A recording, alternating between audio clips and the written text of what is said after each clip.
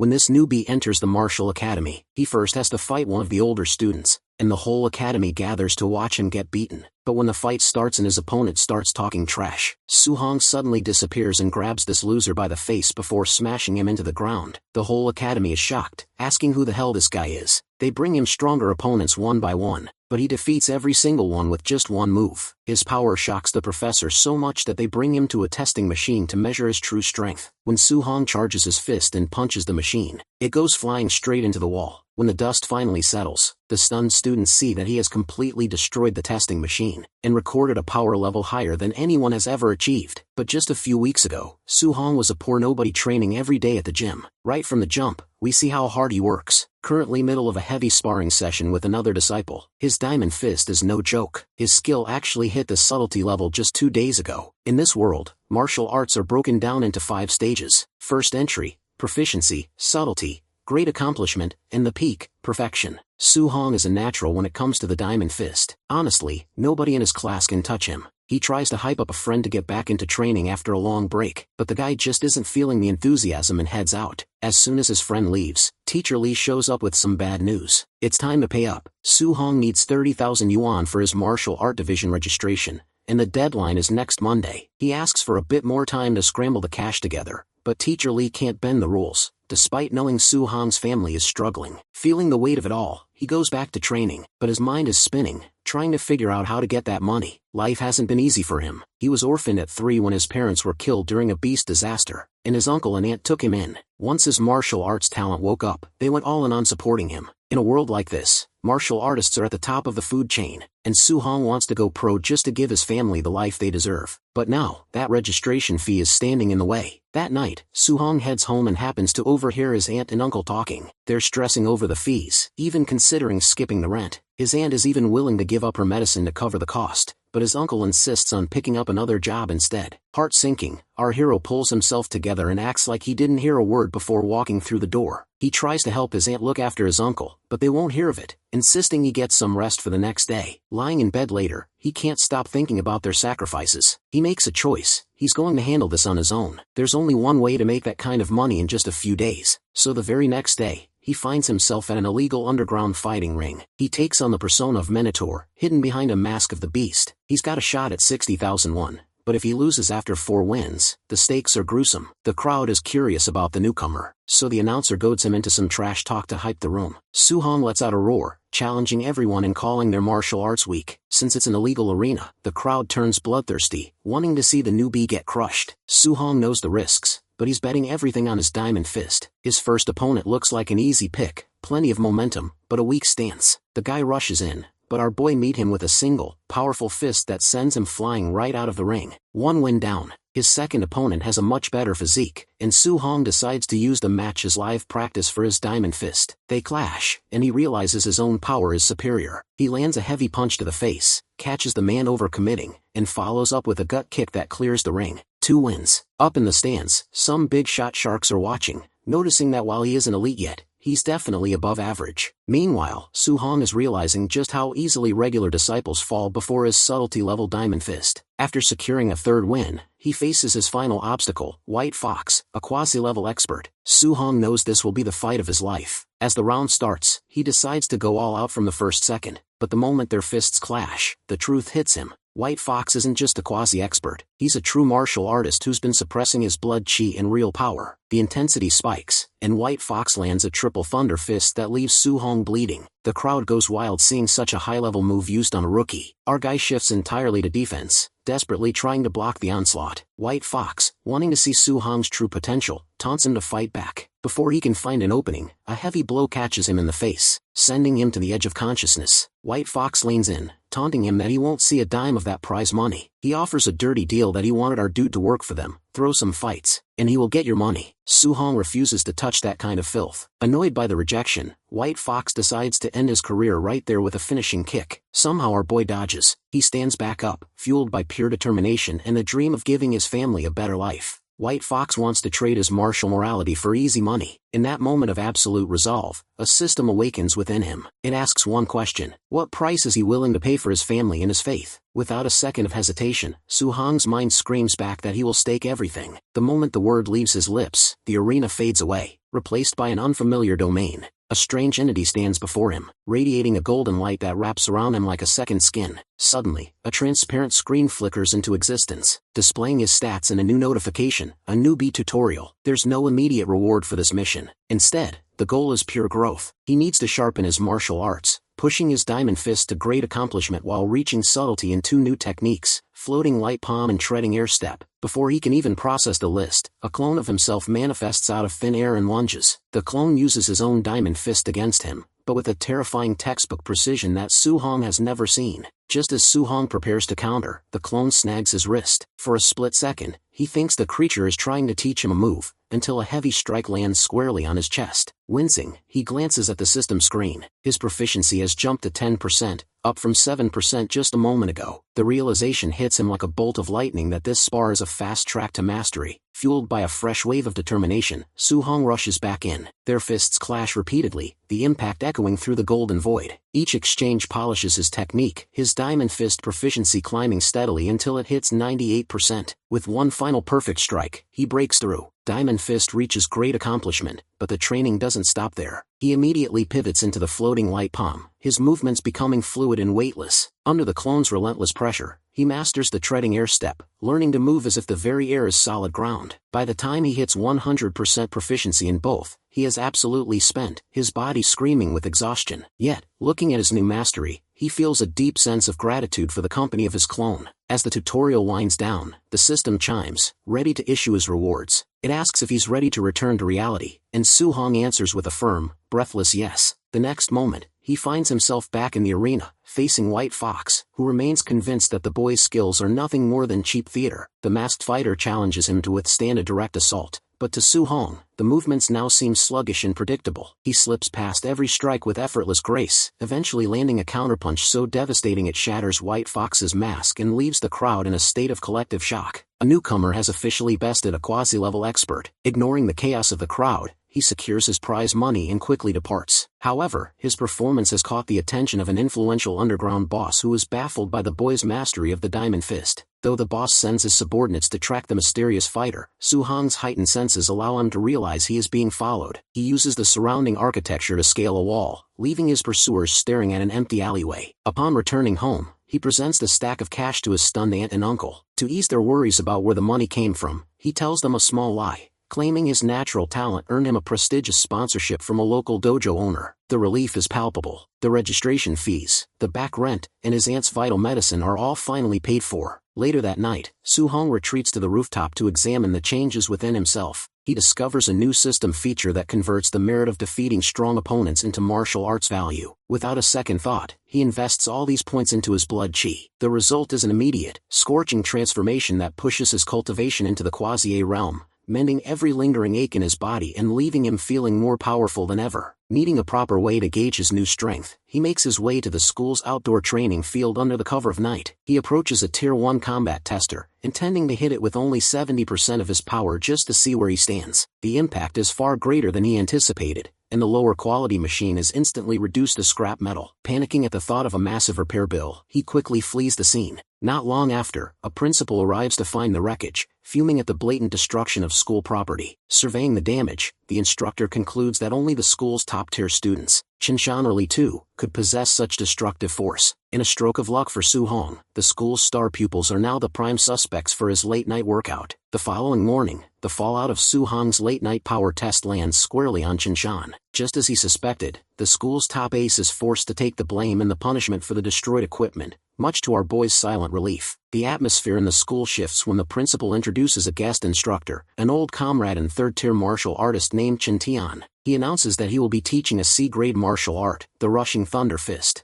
A wave of excitement ripples through the students. Such high-level techniques usually cost a fortune to learn. Su-hong realizes this is the very same technique White Fox used against him, a formidable skill where a single strike can hit with the force of multiple blows. Chen Tian commands silence, explaining that he will demonstrate the form 10 times and it is up to the students to catch what they can. He describes the technique as fierce and domineering. At the entry level, a punch produces a thunderous roar. Proficiency yields 3 rings of sound, while subtlety produces 5. As he moves through the forms, he explains that great accomplishment, his own current level, results in 7 rings. He warns the class to be realistic, noting that even reaching the entry level by the end of the day would be a significant achievement. Hours of grueling practice follow, and most students quickly become frustrated by the complexity of the C-grade movements. Even Su-hong's best friend is ready to give up, looking around only to realize Su-hong has disappeared from his usual spot. Meanwhile, Chen Tian manages to reach the entry level, earning praise from the principal. However, Chen Tian remains unimpressed, loudly commenting that while Chen Tian might be a genius in this small pond, he would barely pass in a larger city. Believing his visit to be a waste of time, Chen Tian begins to leave with the principal. Their walk is cut short by a sound that stops them dead in their tracks. From a secluded corner of the field, they hear the distinct, rhythmic booms of the rushing thunder fist. As they listen, the count surpasses 7 rings. They rush toward the source only to hear the impossible, 9 distinct rings of thunder. Su-hong has not only mastered the technique but has reached the perfection level in a single afternoon.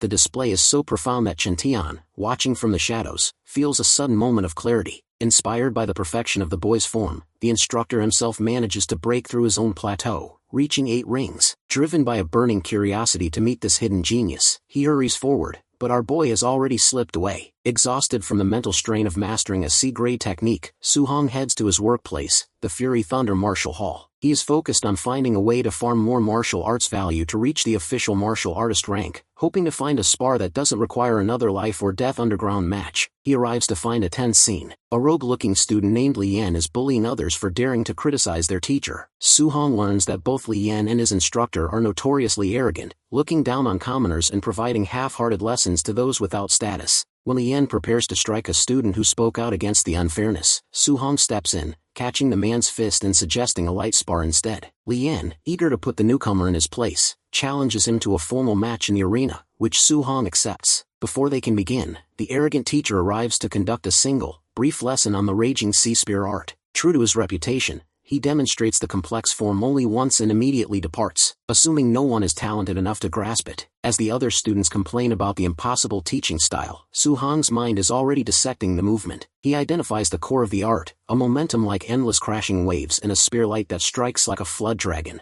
To the astonishment of everyone present, he picks up a spear and executes the form perfectly in the middle of the arena. The commotion brings Li Yan back out. Seeing that Su-hong has already grasped the teacher's lesson, his interest turns into a competitive grudge. He charges into the arena with his own spear, ignoring the warnings from Su-hong's friend. Li Yan thrusts forward, utilizing the raging sea spear art at the subtlety level. However, his confidence turns to pure shock when Su-hong meets the attack, countering with the exact same technique. Already refined to the proficiency level after seeing it just once, Li Yan's attempts to block the incoming spear are useless. He watches in pure disbelief as our dude, who isn't even an official martial artist yet, wields the raging sea spear art with his mid-level proficiency. With a single fluid strike, Su-hong disarms his opponent, sending Li Yan's weapon clattering across the floor. The victory is swift, and as the dust settles, a notification appears on Su-hong's internal screen. He has earned 35 martial arts value points for defeating a higher-level opponent. He realizes that even simple sparring can be a goldmine for his progression, and decides to seek out more challenges in the future. Li Yan, however, is spiraling into a silent fury. He has spent countless hours agonizing over every thrust and parry of the sea spear technique, only to see a newcomer master it after a single glance. To Li Yan, it feels as though his years of hard work have been rendered meaningless. Before he can lash out, the teacher intervenes, sharply reprimanding Li Yan and telling him that a true martial artist must be able to accept defeat. In truth, the teacher is secretly stunned. To reach proficiency after seeing a demonstration only once is a feat even the elite geniuses of the imperial capital would struggle to achieve. Masking his interest, he forces Li Yan to apologize to our boy. As our hero leaves the hall, he reflects on the day's massive gains. Not only has he added the rushing thunder fist and raging sea spear art to his arsenal, but he has also secured the points needed for his next breakthrough. His mind shifts to his next goal, preparing for the upcoming school exams. He knows the wealthy students will have high-grade equipment, and after today's experience, he realizes he needs a quality alloy spear of his own. The problem as always is the cost. Between his aunt's medicine and the family's needs, he has no money left for high-end weapons. A nearby television broadcast provides the answer. The Star City forest is being overrun by ferocious beasts, and the city lord is offering rewards to any martial artist who can hunt them down. When he returns home, his aunt's voice greets him, along with the sound of her scolding his uncle for overworking himself. Even though Su-hong provided them with money, his uncle insists on working, wanting to save every penny for Su-hong's future, rather than becoming a burden. Su-hong steps in, taking the bandages from his aunt to tend to his uncle himself. He urges them both to rest, but they remain firm. They are the kind of family that prioritizes his education and martial path over their own comfort. Their selflessness only hardens his resolve to head into the wild. Before facing the dangers of the forest, our boy uses his accumulated martial arts value to boost his blood chi.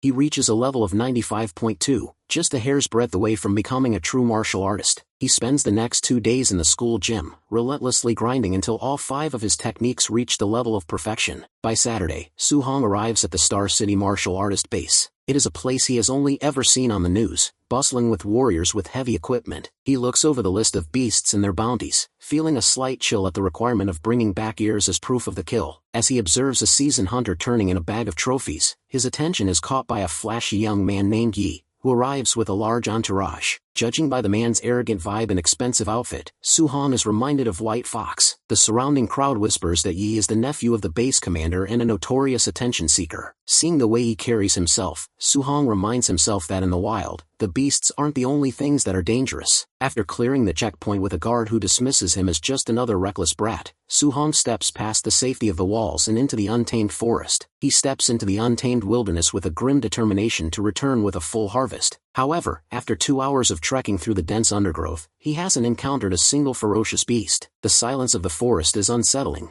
making him wonder if the creatures have already been cleared out from the outskirts by other hunters. Refusing to return empty-handed, he decides to push deeper into the forest, where the canopy thickens and the shadows grow long. After a while, the atmosphere shifts, and he finally encounters a Tier 1 beast, a moon ghost wolf. Su-hong keeps his eyes locked on the unfamiliar predator, watching its every twitch. The wolf is just as ready for the confrontation. It lets out a low, guttural roar and lunges toward him. Our boy immediately shifts his weight, narrowly dodging the beast's razor-sharp claws. He doesn't miss a beat, meeting the wolf's momentum with a heavy punch that sends the creature crashing into a nearby tree. Watching his prey slump, Su-hong feels a surge of adrenaline. The excitement of his first real hunt is even better than he imagined. Realizing he can now one-shot a lower-level Tier 1 beast, he feels ready to test his limits against something stronger. As if on cue, the forest provides a new challenger. A raging black bear emerges from the brush behind him, launching a surprise attack. It meets the same fate as the wolf, falling to a single, precise strike. With his skills at their current level, Su-hong realizes he can dominate Tier 1 beasts with ease, provided he stays clear of Tier 2 territory. He quickly harvests the bear's ears, mindful of the prize money they represent. Suddenly, his system pings with an urgent alert that he has finally accumulated enough martial arts value to break through and become a true martial artist. The system urges him to level up as soon as possible. Before he can find a quiet spot, he senses a heavy, suffocating presence nearby. Intrigued, he rushes toward the source of the power. He arrives at a clearing and skids to a halt. Before him lies a black jade python, a late-stage Tier 1 beast. A group of martial artists is already struggling against it, being tossed aside by its massive coils. The python notices the newcomer and lashes out with its tail. Su-hong barely evades the strike, but the beast is fast. It nearly catches him in a lethal squeeze. He manages to break free with a burst of power, though the effort leaves him breathless and bleeding slightly. Spotting a spear lying near a fallen hunter, he snatches it up.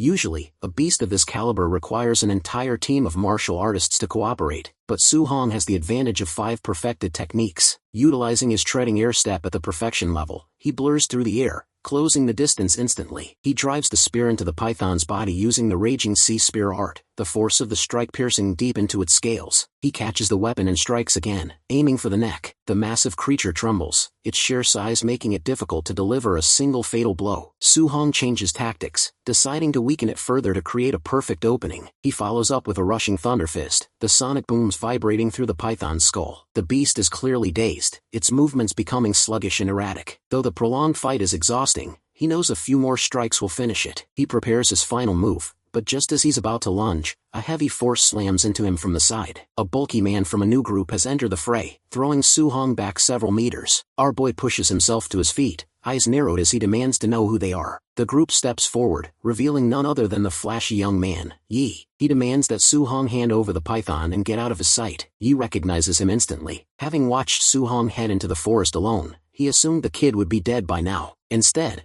not only is the rookie alive, but he also stumbled upon a heavily injured python. Meanwhile, our hero quickly sizes up the group. They are all full-fledged martial artists, making a direct confrontation nearly impossible. The brute of the squad steps up, ready to beat Su-hong into submission if he doesn't hand over the python to Yi. But our boy is ready this time. He was only caught off guard before because of the ambush, but his confidence in his own skills hasn't wavered. He counters the brute, who instantly senses a terrifying wave of power. Su-hong's strike hits hard enough to shatter the man's mask, knocking him clean off his feet. Seeing that signature diamond fist, Yi immediately connects the dots. This kid is the Minotaur from the underground ring. Burning for revenge against the first person to ever humiliate him, Yi orders his minions to eliminate him on the spot. As the group rushes forward, Su-hong snatches up his spear and vanishes into the thick brush, drawing them deeper into the dense forest. One of the team members warns everyone to stay alert, noting that the heavy canopy is ideal for a sneak attack. One of the men scoffs, arguing they shouldn't be afraid of a lone rookie when they have the numbers,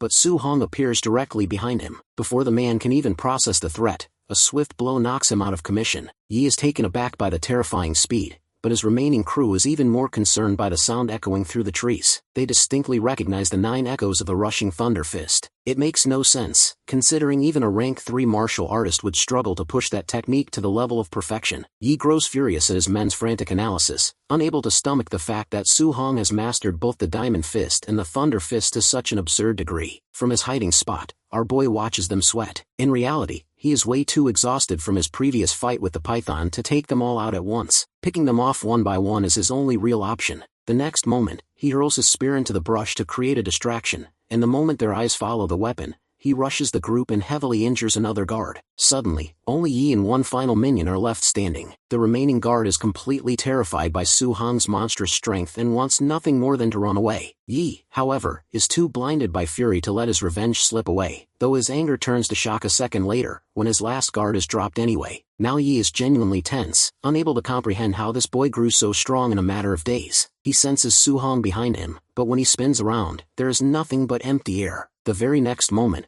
our boy materializes behind him once more, but Yi is fast enough to react this time, unleashing a void-piercing finger. Su-hong narrowly dodges the strike, turning to watch the sheer force of the attack obliterate a massive tree behind him. Completely losing his cool, Yi goes wild, relentlessly spamming the technique and destroying the surrounding forest. Watching the pure, destructive output, Su-hong realizes he is dealing with someone who is at least a rank 1 martial artist. His expression twisting into something ugly, realizing he is outmatched, he resorts to threats, sneering that if Su-hong dares to touch him, he will track down and slaughter his entire family, boasting that he has already memorized the boy's face. He brags about his family's elite position at the very top of the martial arts hierarchy, confident that his status makes him untouchable, but mentioning Su-hong's family is a fatal mistake. Something snaps inside our hero, and his expression goes completely cold. Moving with lightning speed, he blurs past Ye's defenses and appears directly behind him. Before Yi can even finish his sentence, Su-hong delivers a brutal punch straight to his face, launching the arrogant air across the clearing. Su-hong can tolerate a haughty attitude, but threatening the people who took him in and sacrificed everything for him is a one-way ticket to a death sentence. Yi slumps, heavily injured and completely at a loss. He cannot comprehend how someone who isn't even a full-fledged martial artist can possess this kind of monstrous strength. As he opens his mouth to demand answers, a massive shadow falls over him. The black jade python, having recovered some of its strength while they were fighting, re-enters the fray. Before Yi can even scream, the massive serpent lunges and swallows him whole. With the annoying distraction taken care of, the python turns its gaze back to the only threat left standing. Su-hong grips his weapon, facing down the rejuvenated beast alone. Meanwhile, Ye's unconscious minions finally groan and wake up, immediately looking around for their arrogant master. Their confusion turns to sheer panic when they see our hero charging right toward them. Even though the boy shouts a warning for them to run, their pride gets the better of them, and they prepare to take him down. They realize too late that Su-hong isn't attacking them. He is running for his life. The black jade python thunders right behind him. Just as the beast snaps its jaws to devour him, Su-hong leaps high into the air. One of the clueless minions is killed instead. To Su-hong's surprise, his system pings, awarding him 30 martial arts value points for the indirect kill. Using the massive serpent as a lethal hazard, Su-hong maneuvers through the clearing, letting the python crush and swallow the remaining goons one by one, racking up a massive hoard of points. When the beast finally focuses entirely on him, he leaps into the air to dodge a devastating tail swipe. He now has more than enough points to trigger an official breakthrough into the martial artist ranks, but he desperately needs a safe place to sit down and process it. Sprinting away from the giant snake, he spots a narrow cave opening in the rock face ahead. He slides inside just in time. The entrance is far too small for the python's massive bulk to breach. Safe for the moment, he opens his system interface. He has accumulated a whopping 504 martial arts value points. Without hesitation, he dumps them all into his blood chi. The transformation is violent, his core ignites, and his body burns as if pure lava is pumping through his veins instead of blood. When the scorching energy finally settles, his blood chi hits 100, officially breaking through the barrier to become a rank 1 martial artist. Feeling the raw explosive power vibrating through his muscles, Su-hong turns back toward the cave entrance. The python senses the sudden, terrifying shift in his aura and hisses in caution. Su-hong steps out and thrusts his spear forward with newfound speed and precision, blinding the beast. Dropping the weapon, he unleashes his perfected Diamond Fist and Rushing Thunder Fist in a relentless, overlapping barrage. The final thunderous strike kills the python. A notification confirms a massive reward of 92 martial value points. As the adrenaline fades, Su-hong realizes a practical problem. The hunting bounty requires cutting off a beast's ears as proof, but a snake doesn't have any ears to harvest. Shrugging it off, he decides to leave the massive snake behind. Before heading deeper into the forest, he searches the area where Yi was attacked. Curious about the powerful technique the heir had used against him, Su-hong rumbles through the gear and discovers a hidden manual for the void-piercing finger. When night falls, he retreats back into the safety of the cave. He spends hours memorizing every line of the entry-level cultivation path for the new technique, then closes his eyes to enter his mental training domain. The familiar clone materializes before him, and the simulation begins. The training is brutal. Because the void-piercing finger is a high-tier B-grade martial art, it drains his energy far quicker than his older C-grade skills. By the time his mental simulation ends, he is coughing from sheer exhaustion, but he successfully forces the technique past the entry level. Over the next 3 days, Su-hong stays in the wild, using the local wildlife to test his new lethality. By the end of his training, he can drop a massive wild boar with a single, effortless strike of his void-piercing finger, which has already climbed to the proficiency level. Satisfied with his growth, he decides it is finally time to head back to civilization. The Star City martial artist base is as crowded and noisy as ever, packed with freelancers turning in their bounties. The local crowd is currently cheering for a celebrated group called the Thunder Squad, who just turned in a massive haul worth 230,000 Blue Star coins. However, Su-hong completely outshines them when he steps up to the counter. His sack is overflowing with trophies exclusively from rank 1 ferocious beasts. The appraiser tallies the massive haul, awarding him a staggering 406,000 Blue Star coins. Instead of celebrating, Su-hong feels a pang of regret as he realizes he gathered way too much attention and wishes he had brought back a smaller harvest. Before he can slip out, the entire base goes into a sudden lockdown. Yi Feng's uncle, Yi Qi, a powerful, high-ranking manager of the base, has just discovered the murder of his nephew. Furious, he declares that absolutely no one will leave the premises until the culprit is found. While the other hunters are secretly thrilled to hear that a notorious scum like Yi Feng is dead, they keep their heads down.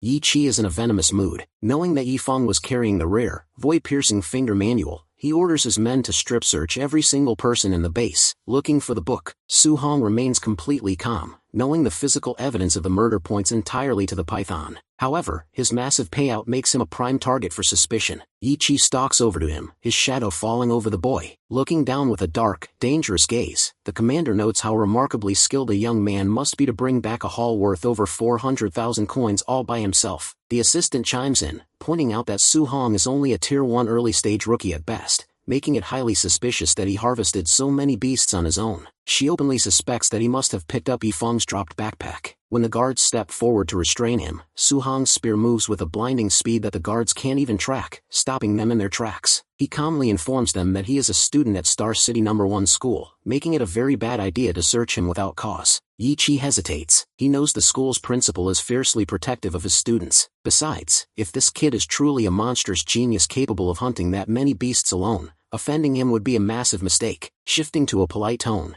Yi Qi explains that his nephew was murdered and a secret family martial art manual was stolen, forcing him to check everyone. Su-hong scoffs, noting that they shouldn't just wrong an innocent person. Yi Qi offers a 10,000 yen compensation just for the trouble of the search, but Su-hong counters, demanding 30,000 yen instead. Seeing him cooperate, the guards thoroughly check his belongings and find absolutely nothing. The evidence on the crew points entirely to the python, and as for the manual, Su-hong had already burned the physical book back in the forest after memorizing it. Completely cleared of suspicion, he walks away with his massive bounty and the extra compensation cash. While Yi-chi continues his frantic hunt for the culprit, Su-hong's only goal is to head to his room at the martial arts base underground hostel, freshen up, change his clothes, and head to the Martial Artist Association for his official assessment and registration. He needs to get his hands on an official guidance technique as soon as possible. Back in his room, he finally has a moment of peace to check the system. He is stunned to see he accumulated 534 value points while relentlessly practicing his new technique on the beasts in the wild. He opens his stats to analyze what it takes to reach the mid-tier martial artist rank, realizing he needs 200 blood chi, which translates to 1,000 more value points. If he dumps all his current points into blood chi, he will still be 40 points short of the mid-stage. However, he notices he has never spent points on his moral bottle or spirit stats. Curious about their effects and with plenty of points to spare, he decides to experiment. First, he invests some points into spirit. To his disappointment, he doesn't feel any immediate change or improvement. Shrugging, he shifts his focus and dumps points into moral body. The impact is instant. A massive wave of raw physical power surges through his muscles. Seeing the results, he then invests 200 points directly into his blood chi.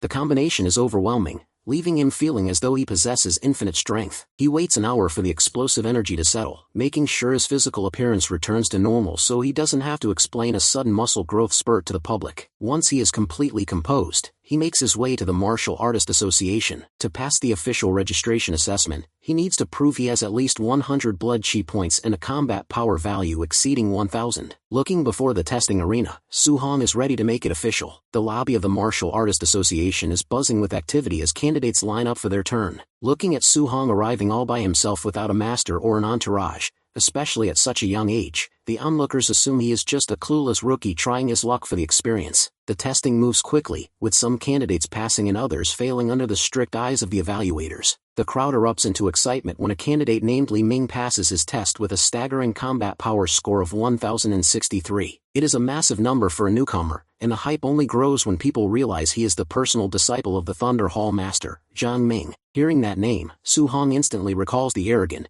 biased teacher from the martial hall and wonders just how many entitled students the man is running around. As Su-hong steps up for his turn, Li Ming watches him with a haughty smirk, fully confident that this random kid won't come close to matching his achievements. That illusion shatters a second later. The testing monitor blinks to life, displaying Su-hong's raw blood chi at an absurd 123 points. The crowd gasps, and Li Ming's smile vanishes. He quickly tries to console himself, muttering that high blood chi points don't mean a thing if a candidate lacks actual combat power. Now it is time for Su-hong to face the combat tester. Having officially advanced his martial arts rank and heavily upgraded his moral body stat, he initially considers holding back and using only 40% of his strength. He hesitates, realizing that holding back too much might not give him a high enough score to make a clean impact, so he decides to unleash exactly half of his total power. Even at a mere 50%, the sheer force of his physical strength is monstrous. Instead of just registering a score, his casual strike completely throws the testing machine. The room goes dead silent as the final calculation flashes on the damaged screen. 3,004 combat power points. What leaves everyone in absolute shock is the fact that Su-hong didn't even use a specific martial arts technique. It was just a raw, unrefined strike. For perspective, a score of 3,000 is the peak standard reserved for a high-tier rank 1 martial artist. Up in the VIP viewing gallery, Zhang Ming catches sight of the commotion, his eyes widening as he recognizes the boy who just broke the scale. Meanwhile, in the executive offices, Star City Martial Arts Association President Wu Lingxian is in a terrible mood. Her rival counterpart from the Yang City branch recently produced a rare martial arts genius and won't stop bragging about it. Wu Lingxian desperately needs a prodigy of her own to secure her standing within the association hierarchy, or her position will be in serious jeopardy. As if answering her unasked prayer, her assistant bursts into the office, completely panicked. Breathless, the assistant reports that a literal monster has just destroyed the testing machine downstairs, scoring over 3,000 points in raw combat power without a single technique. Wu Lingxian freezes, her interest peaking at the news. Su-hong heads toward the central hall, intending to go up to the second floor to officially register his status and collect his newly earned martial artist stipend. However, the receptionist stops dead in her tracks as President Wu Lingxian herself walks down to fetch him. The president instructs Su-hong to follow her, and as he looks at the woman, a powerful rank 5 martial artist, he realizes she is different than he expected. He follows her straight into the executive office. Upon learning that Su Hong is a student from Star City #1 school, Wu Lingxian can't help but complain that the principal is always complaining to her about only having 2 above-average students this year, yet he has been hiding a literal monster like our hero the whole time. He then politely asks what the president wants with him, reminding her that he only came to register and get his credentials. Wu Lingxian assures him that his monthly stipend and official paperwork are already being processed, but she brought him here because she intends to personally teach him a guidance technique. To gauge his foundation, she asks how much he already knows about them. Su Hong recites what he remembers from his textbooks, explaining that the essence of heaven and earth is divided into specific attributes, and guidance techniques are the methods used to absorb that energy to strengthen oneself. He adds that a martial artist needs a technique that corresponds exactly to a specific attribute to absorb it properly. Wu Lingxian smiles and explains that a true guidance technique is far more than just a passive cultivation method. To demonstrate, she activates the heavenly flame guidance technique. As she draws in the surrounding fire attribute essence, the air around her warps, and she explains that this energy allows a martial artist's attacks to possess the raw, destructive power of fire. With a slight flex of her hand, she creates a controlled, explosive burst of flames, showing him how a martial artist can project an attribute externally to massively increase their attack range and damage. She notes that while enshrouding a fist in pure elemental energy is incredibly difficult for a rank 1 rookie, even catching a tiny hint of an attribute at his level is a massive advantage. Su Hong is completely taken aback. His textbooks never mention that guidance techniques could be weaponized for direct defense. Wu Lingxian goes on to break down the 7 primary attributes of heavenly essence: metal, wood,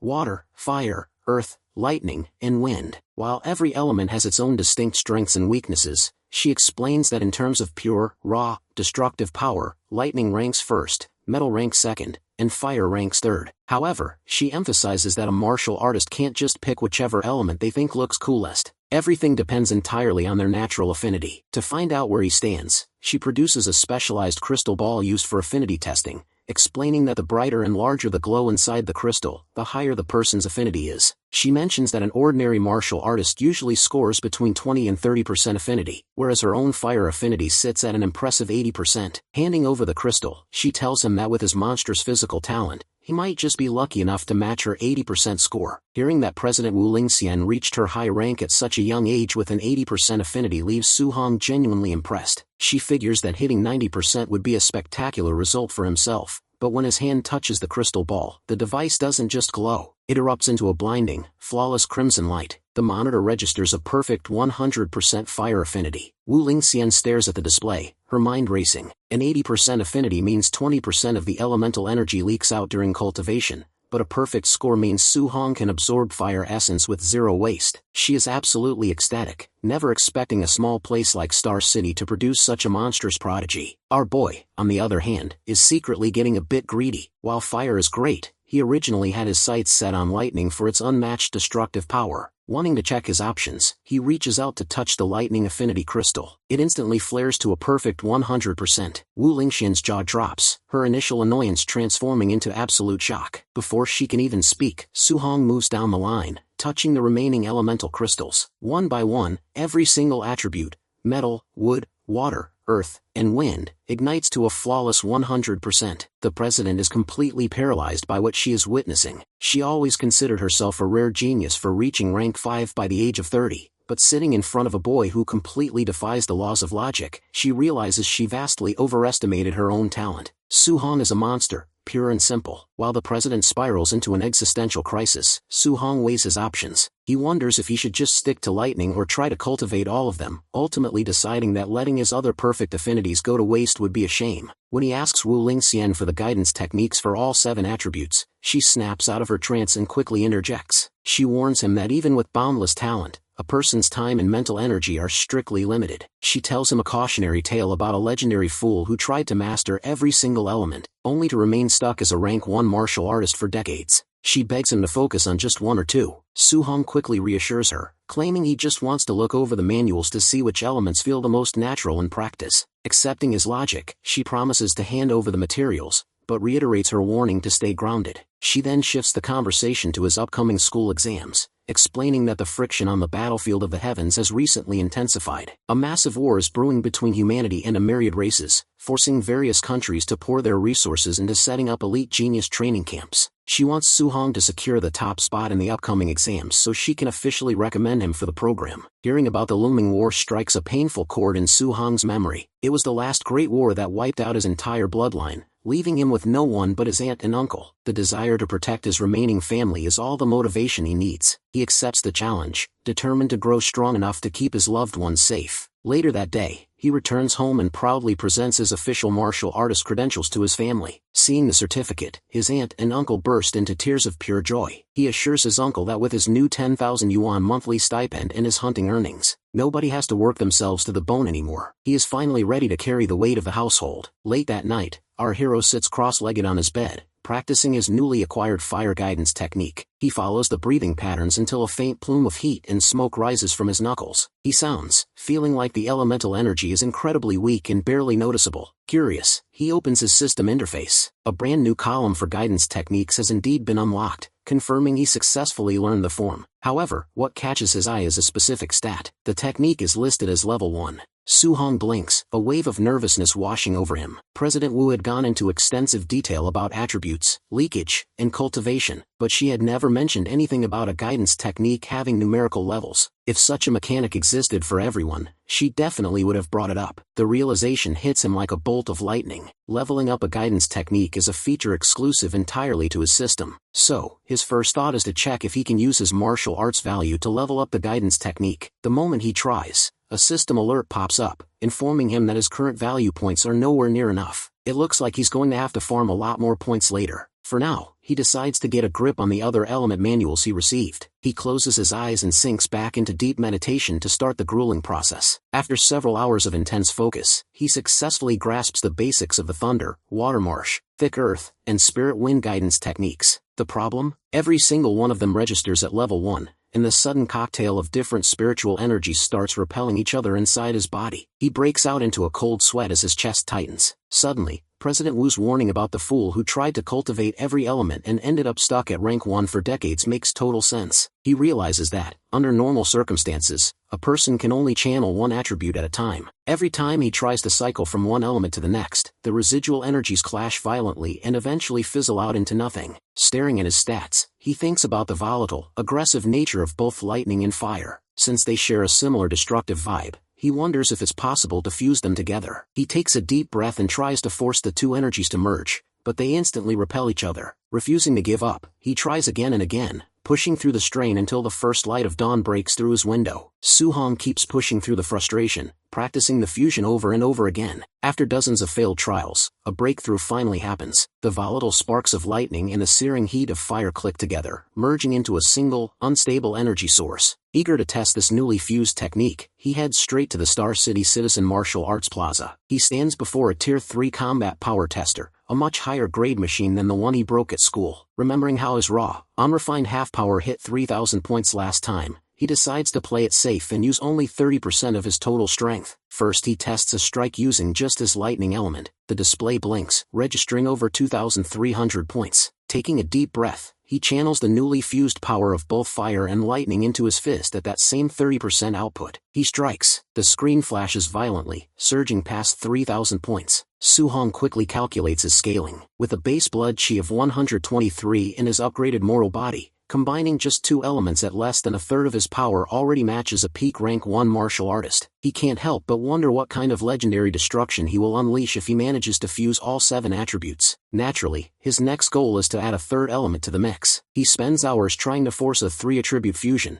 but by the end of it, he is sweating like hell and gasping for air. Announcing 3 contrasting elements is several times harder than 2. He tries to rearrange the combination order of the 7 attributes multiple times, but hits a complete brick wall. Realizing his current mental focus isn't enough, he deduces that leveling up the guidance techniques through the system is his only real shot at mastering the fusion. To do that, he needs a massive haul of martial value points, making tomorrow's monthly school exam the perfect hunting ground. The next day at school, the atmosphere is electric. The principal stands before the student body to announce the details of the elite genius training camp. This time, the exam format will be completely different from the usual routine. The stakes are massive, the training camp boasts an endless pool of cultivation resources, and the mentors are rumored to be legendary great-grandmasters. Their school has been allotted exactly 3 slots for its top students. Everyone hypes up at the news. Su-hong recalls President Wu's promise that she would personally recommend him if he got the top mark, but hearing the principal speak, he realizes he only needs to secure a spot in the top 3 to punch his ticket. While Su-hong was away in the forest, the school's top aces, Chen-shan and Li-tu, have officially broken through to become full-fledged martial artists. It turns out the principal kept guest instructor Chen-tian around to give them extended private lessons. Thanks to that high-level coaching, both aces have pushed their blood chi past the 100-point threshold and successfully mastered the 3-ring echo of the rushing Thunder Fist. Both of them are locking eyes, ready to give each other a brutal time in the arena. Meanwhile, Chen-tian is scanning the crowd, completely disinterested in the current aces. His only reason for staying is to find the anonymous prodigy who executed the flawless 9-ring rushing Thunder Fist the other day. Since Su-hong had slipped away so fast, he still has no idea which student actually performed the miracle. The tension spikes when Jiang Ming, the arrogant Thunder Hall master, marches onto the field with his own top disciples, demanding a friendly spar with the school's best. The principal knows exactly what Jiang Ming is up to. The man is just here to humiliate his institution on exam day. Unfortunately, the principal can't openly refuse the challenge without looking weak, and he isn't entirely confident his students can beat Jiang Ming's elite disciples.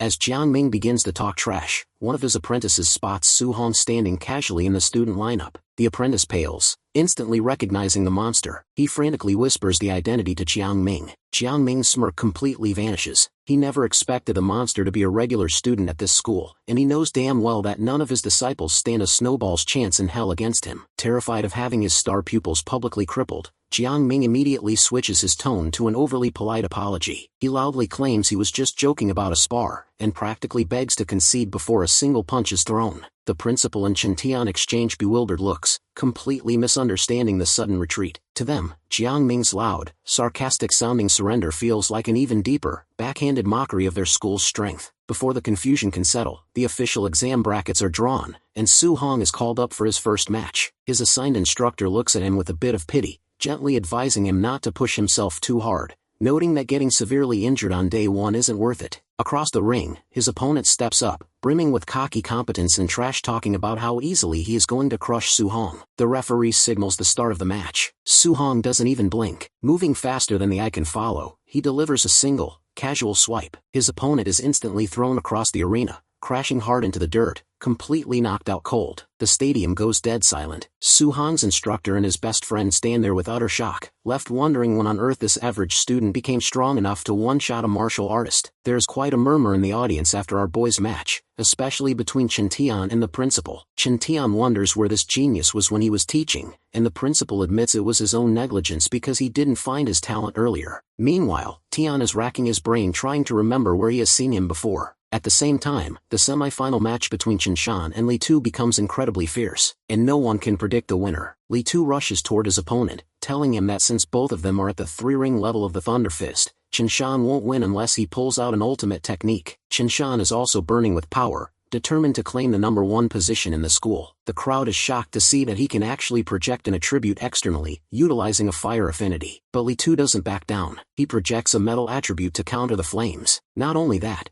but his metal attribute helps him unleash a 5-ring Thunder Fist, which completely shocks his opponent. The principal and Chen-tian are stunned to see Li-tu hiding this kind of potential, mastering an attribute and pushing the technique to 5 rings in just 10 days, which is an impressive feat. However, they are completely oblivious to our boy's true talent. Since the final match is set between Li-tu and our hero, the old men assume Su-hong can't win without a guidance technique or high-level Thunder Fist art, completely unaware that our dude has already mastered both. Unlike those 2 old fools, Jiang Ming knows our boy's worth and decides to bet his money on him. Assuming it's a losing bet against our boy, both the principal and Chen-tian gladly accept the wager. Now, the final has started between our boy and Li-tu. The guy is way too cocky, thinking Su-hong is just a lucky guy who reached the finals because he didn't have to face either him or Shan in the earlier brackets. Li-tu tells him he can only hope for 2nd place. Meanwhile, our boy actually admits that Li-tu was a worthy opponent, considering all of his previous matchups were completely worthless. When it comes down to who will claim the 1st place position,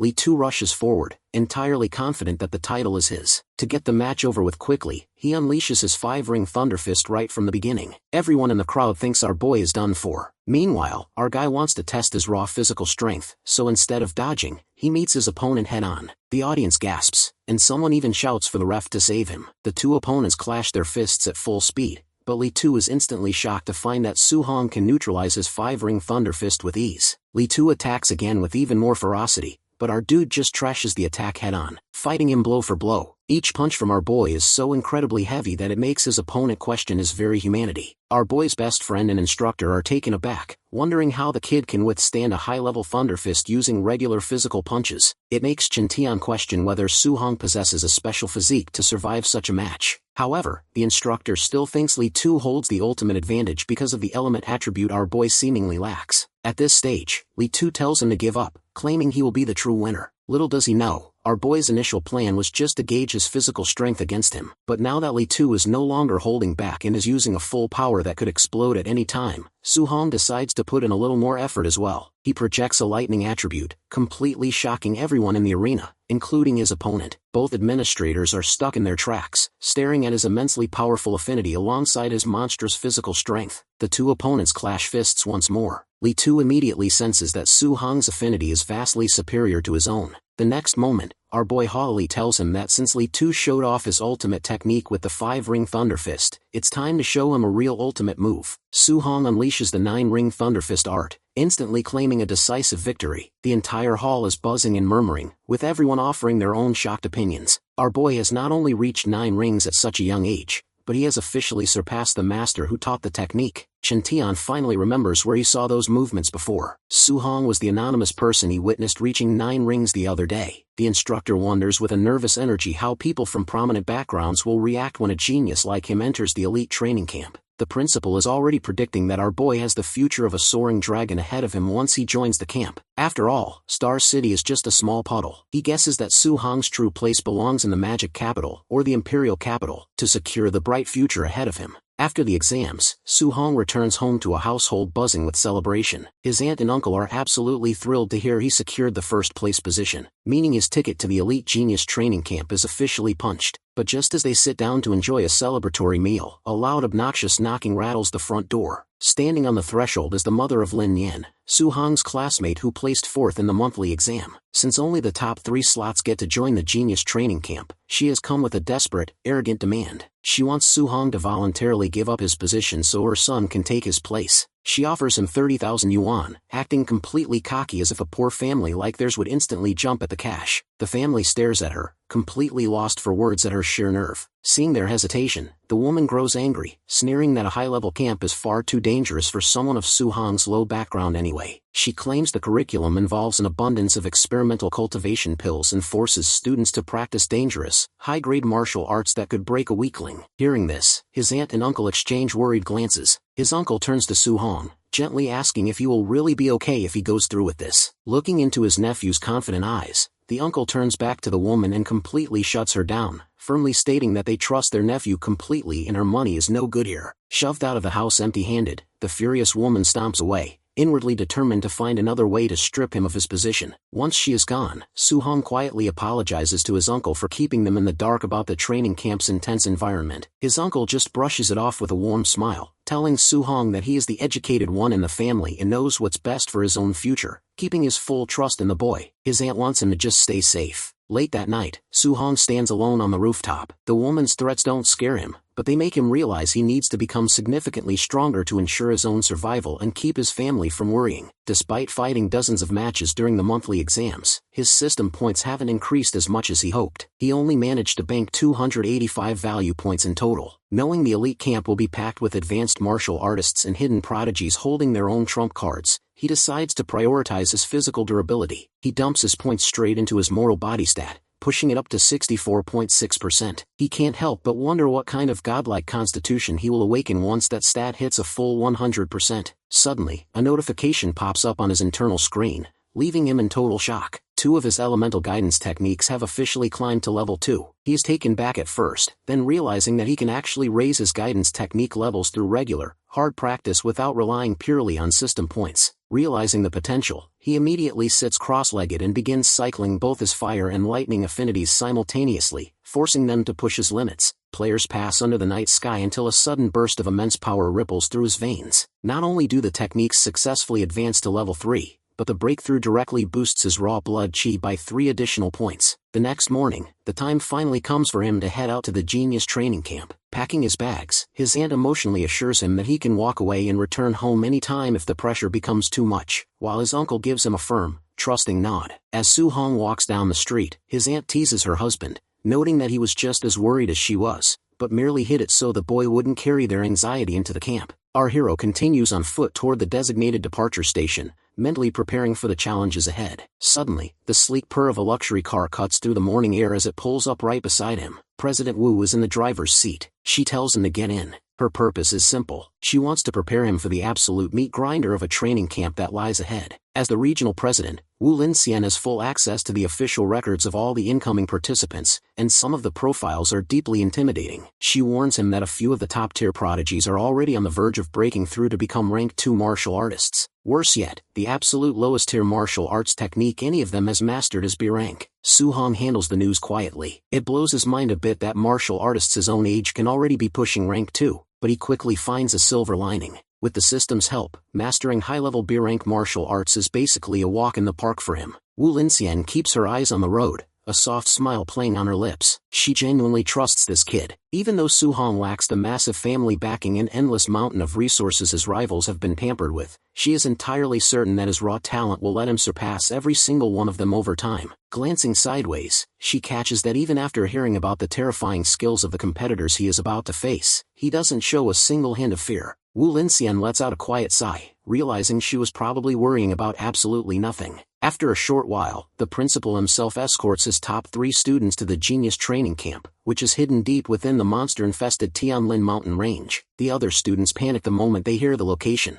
The principal quickly assures them that a grandmaster will be guarding the camp to ensure their safety. The Tianlin mountain range spans across several cities, including Star City and Yang City, and it boasts not only a denser concentration of spiritual energy, but also an overwhelming number of monsters, including beast kings, that can rival a human grandmaster. To make matters worse, the local wildlife is incredibly formidable. Even the Tier 1 monsters here are far more vicious than those found elsewhere, meaning an ordinary rank 2 martial artist wouldn't stand a chance against them. On the way to the site, countless monsters track their movement, keeping a predatory eye on the group. While the other students shiver under the terrifying gaze of the beasts, our boy realizes that this training camp operates strictly on the law of the jungle. The atmosphere is crazy, but he actually likes it. When they finally reach the perimeter, the camp guards tell them to halt and wait until every single participant arrives. Apparently, they all have to pass another entrance exam before they are allowed inside the gates. They are forced to wait around because a group of rich punks is also participating, and everyone has to sit tight until they show up. Finally, a rally of luxury cars arrives, and the wealthy heirs step out. Among them is Lin Xinghe from the prominent Lin family. Yan is a psychic who is already on the verge of becoming a rank 2 martial artist. Alongside them is Wang Tiantua, the son of the city lord, a barbarian-like youth whose primary elemental affinity sits at an impressive 95%, supplemented by a rare, special physique. Looking at these high and mighty kids, our boy wonders if these are the exact participants President Wu warned him about. He is burning with curiosity to see just how special they really are. Without wasting any time, the instructor announces the start of the exam. To earn entry into the camp, the students must acquire a token that serves as their key. These tokens have been deliberately implanted into monsters scattered throughout the Qianlin mountain range, stretching up to 30 kilometers from the current base. Li Tu and Shinshan immediately calculate the risks, realizing that while the task sounds straightforward on paper, the deep mountains harbor completely unpredictable monsters, making it incredibly dangerous. For our boy, however, the task is quite simple, and it even gives him a perfect opportunity to farm some more martial arts value points. When a student from a poorer background tries to raise a hand and asks what happens if they encounter a high-level monster far beyond their rank, the instructor nonchalantly replies that they can just consider it bad luck. He adds that they will merely be eliminated from the exam, as a rescue team will step in to save them. The participants try to protest, arguing that a system like this makes the entire competition depend purely on luck. The instructor gives them a cruel reality check. He snaps back that this is a harsh world and a real battlefield because their ultimate goal is to reach the battlefield of the heavens. If they want to avoid high-level monsters, they need to get stronger. Otherwise, the weak will simply be outnumbered and eaten by the enemy. Hearing this, one of the wealthy students scoffs, telling the complainers that if they are so afraid of death, They should just quit right now instead of whining. Provoked by the insult, another student glares back and demands the rich punk repeat himself, threatening to cripple him on the spot. The instructor steps up, reminding everyone that violence is strictly prohibited while they are on the base. However, he drops a chilling warning. Once they step out onto the actual battlefield, they are entirely on their own.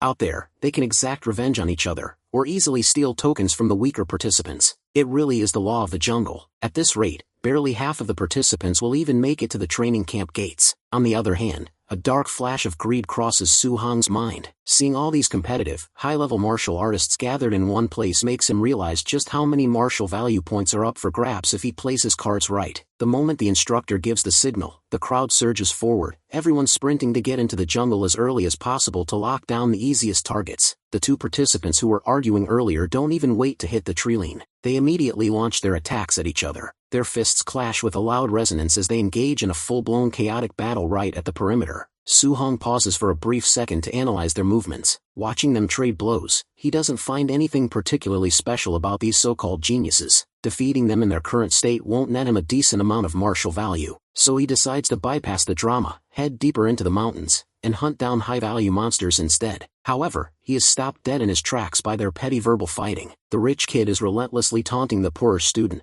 while the poor one is being far too arrogant, screaming that his talent means he shouldn't be categorized with the common paupers. The display actually amuses Su Hong enough that he changes his mind. It feels like the perfect time to teach them both a lesson and farm some easy value points. He casually approaches the brawling duo, picking up a random wooden shaft from the ground. He tosses it between his hands and tells them they should play with the stick instead of embarrassing themselves. The rich kid grows furious that a random nobody is looking down on him, while the poor student assumes Su Hong is just a lower-level weakling trying to act tough. Banding together in their shared rage, they decide to team up and crush the intruder first. The arrogant student rushes forward, aiming a heavy strike straight at Su Hong's chest. Su Hong shifts his weight effortlessly. With a single explosive drive, he plants his knee deep into the student's gut. The sheer force of the impact sends the boy flying backward through the air until he crashes into the dirt, completely incapacitated. The rich kid freezes, completely astonished. His temporary ally is at the exact same rank as him, yet the guy just got single-handedly dropped in a fraction of a second. Before his brain can even process the danger, Su Hong blurs forward. The wooden shaft whips through the air with a sharp whistle, striking the rich kid hard and leaving him heavily injured on the forest floor. The rich kid hits the dirt right beside his temporary rival, gasping for breath. Su Hong looks down at them. He has zero patience for cultivators who look down on ordinary people just because of their background.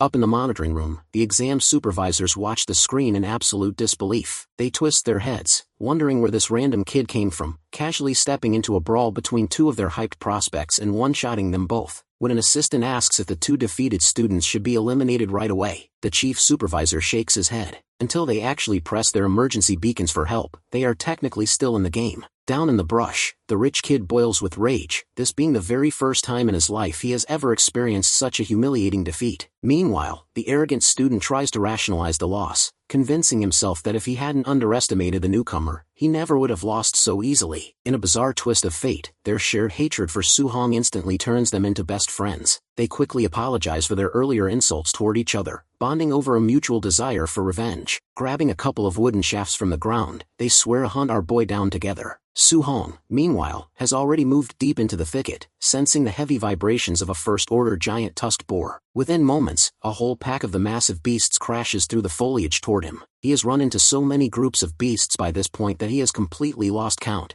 but his pulse doesn't even spike. He slips into the center of the charging pack, unleashing his 9-ring rushing thunder fist. Sonic booms echo through the trees as his fists blur, shattering the tusks of any beast that dares to get close. Despite dropping the entire pack in seconds, Su Hong frowns as he checks his system screen. He notices that the martial value points he gets for defeating ordinary monsters are significantly lower now compared to the massive hauls he used to get. Fighting regular beasts just isn't giving him the same return on investment anymore. Hoping to at least secure his passage into the camp, he thoroughly searches the carcasses for the entry tokens. Just like all the other lower-level monsters he encountered earlier, these beasts are completely empty. Su Hong thinks that it looks like the instructors hid the real keys inside the higher-level, far more dangerous beasts. After half an hour of trekking deeper into the thicket, the endless waves of low-level beasts finally thin out, leaving the forest unnervingly quiet. The silence shatters the next moment when a high-tier, first-order shadow black tiger leaps from the shadows. Before the poor beast even has a chance to growl properly, Su Hong blurs forward and unleashes his void-piercing finger. The laser-like strike punches right through the apex predator, knocking it down instantly. Su-hong moves in to finish it off, thoroughly satisfied to see that his current skill level is more than enough to easily kill a high-tier, first-order beast without breaking a sweat. Rummaging through the carcass, his fingers finally brush against the cold metal surface, which is an entrance token. As expected, the instructors hid the keys inside the high-tier monsters. Su-hong pauses to analyze the layout of the mountain range. He notices a clear pattern. The deeper he goes, the higher the rank of the beasts becomes,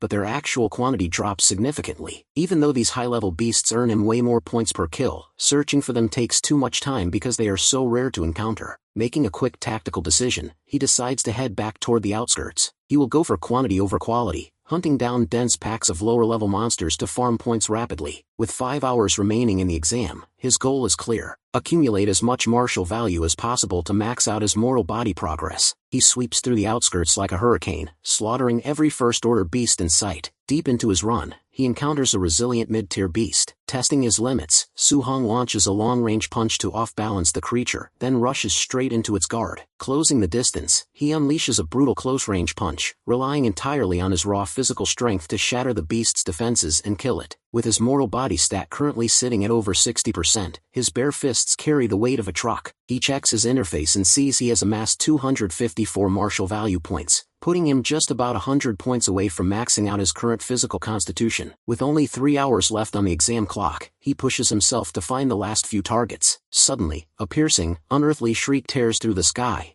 echoing across the entire mountain range. Su-hong looks up, his eyes widening as he tries to make out the massive silhouette blocking out the sun. He realizes he is looking at a legendary golden roc, a terrifying beast king. The massive creature flaps its wings high above the canopy, unleashing a top-tier terrifying pressure. Su-hong digs his heels into the dirt and braces himself against the absolute monstrosity of a beast king. Now, looking at the beast whose single flap of a wing creates a massive tornado, our boy gets a brutal reality check. In front of this creature, he is just an ant. The next moment, his eyes widen to see a blazing beam of light materialize right in front of the Beast King. The person inside the golden light is rank 7 Grandmaster Qin Tianli, who arrives to reprimand the beast, reminding it that he has borrowed this land for the camp and the monster has zero right to be there. The beast is furious because it never agreed to lend the land to him, but the Grandmaster is fully prepared to beat it into submission to finalize the lease. The two forces clash, but the Grandmaster quickly gains the upper hand, raining a barrage of devastating attacks down on the creature before landing a final, shattering punch. He warns the Golden Rock Beast one last time never to return to this territory. Its pride thoroughly bruised, the beast retreats, leaving behind a bitter promise of revenge. The Grandmaster then turns to the trainees below, casually introducing himself and telling them there is no need to panic. With the threat gone, he signals for the assessment to continue. Witnessing the formidable power of a Grandmaster leaves Su-hong truly in awe. He stands there completely determined,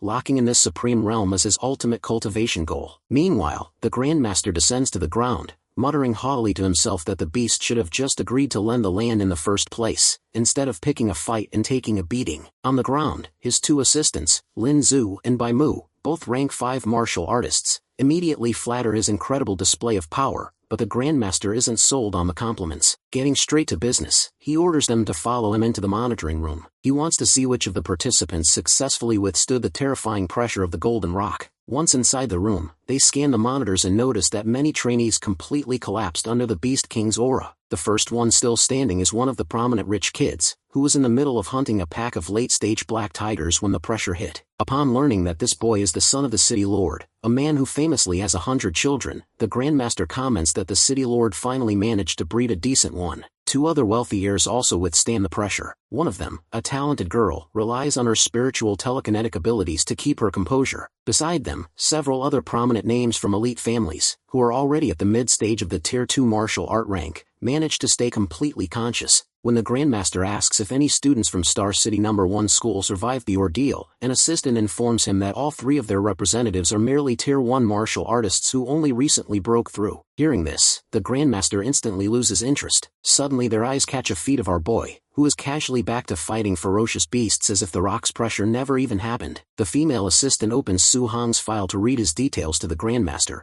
but she freezes in her tracks, completely petrified by what she sees on the page. Her male counterpart snatches the document from her hands, but after reading Su-hong's profile, he ends up with the exact same paralyzed reaction. Looking at the young assistants acting so shocked, the Grandmaster assumes they are just being unstable. He takes the file himself and his jaw drops. He cannot believe his eyes. This boy possesses a perfect 100% affinity for every single element. It completely defies logic that a once-in-a-millennium talent like this could emerge from a tiny, insignificant place like Star City. But then his eyes squint at the rest of the file. He wonders why this absolute genius only has a blood chi of 123 and is still stuck in the early stage of Tier 1. The assistant quickly explains that it is because the boy is actively cultivating all 7 attributes simultaneously. Hearing this, the Grandmaster realizes that even an immortal would end up bottlenecked trying a crazy stunt like that. He grows furious at President Wu, wondering why on earth she didn't explain this basic cultivation trap to the kid. Right at that moment, a notification alerts them to the arrival of the first batch of trainees at the main gates. Naturally, the rich kids are the first to cross the finish line. After 6 hours, a steady stream of participants finally makes it into the camp. By the 7.5 hour, the Grandmaster considers ending the match early, figuring that any participant who hasn't arrived by now is simply too weak to bother with. However, he is secretly worried about Su Hong,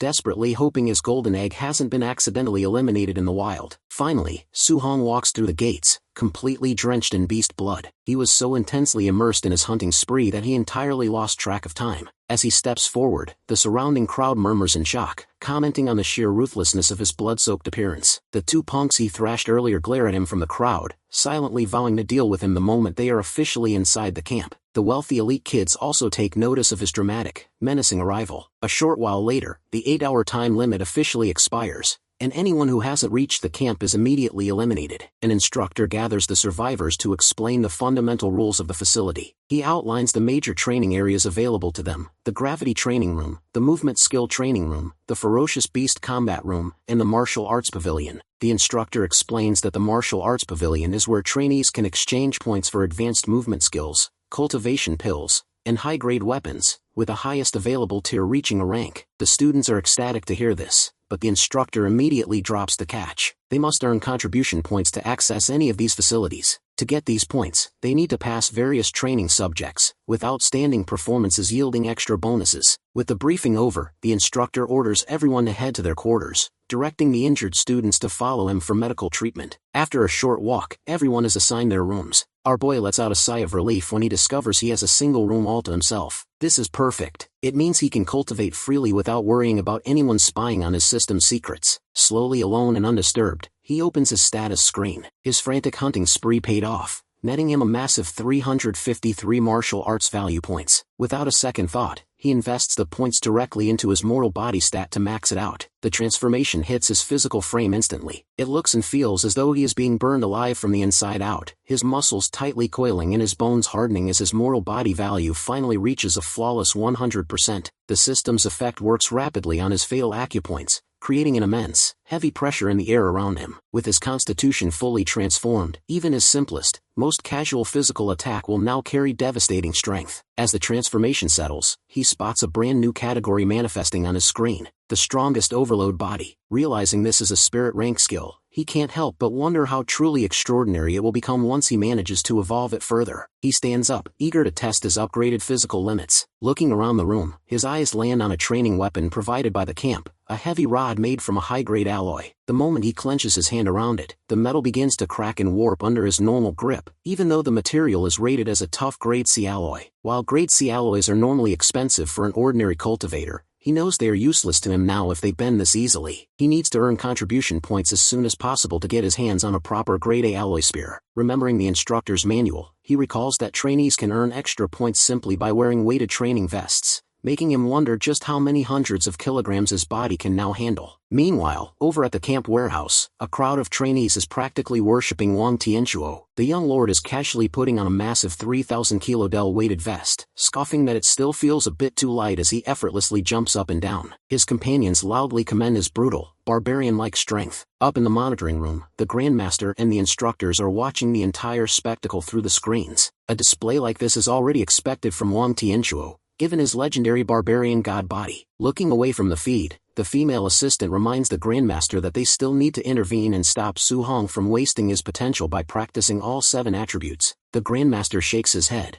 stating that he wants the boy to realize the mistake on his own and give up naturally. He explains that if they try to force the issue, a genius of his caliber will only double down out of stubborn pride. Shifting his focus, he turns to another assistant to ask about the preparations for the surprise night raid team. The assistant explains that they need a little more time, as assigning the right personnel to match each student's specific power level is a tricky process. Another instructor chuckles darkly, commenting on how brutally the night raid team will crush the rookies while they are relaxing after the grueling entrance exam. The Grandmaster nods, explicitly emphasizing that they must assign a high-ranking, peak first-tier martial artist to raid Su-hong. He wants the raider to completely crush the boy so he can thoroughly explain the massive disadvantages of trying to cultivate every attribute at once. The assistant hesitates, protesting that a defeat that brutal might completely break the boy's martial heart. The Grandmaster just scoffs, replying that if Su-hong's resolve breaks this easily from a single setback, then he isn't worth their time anyway. On his way out, Su-hong overhears that Wang Tianchuo is heading straight for the gravity room. The warehouse quickly empties out as the other trainees rush to follow the young lord,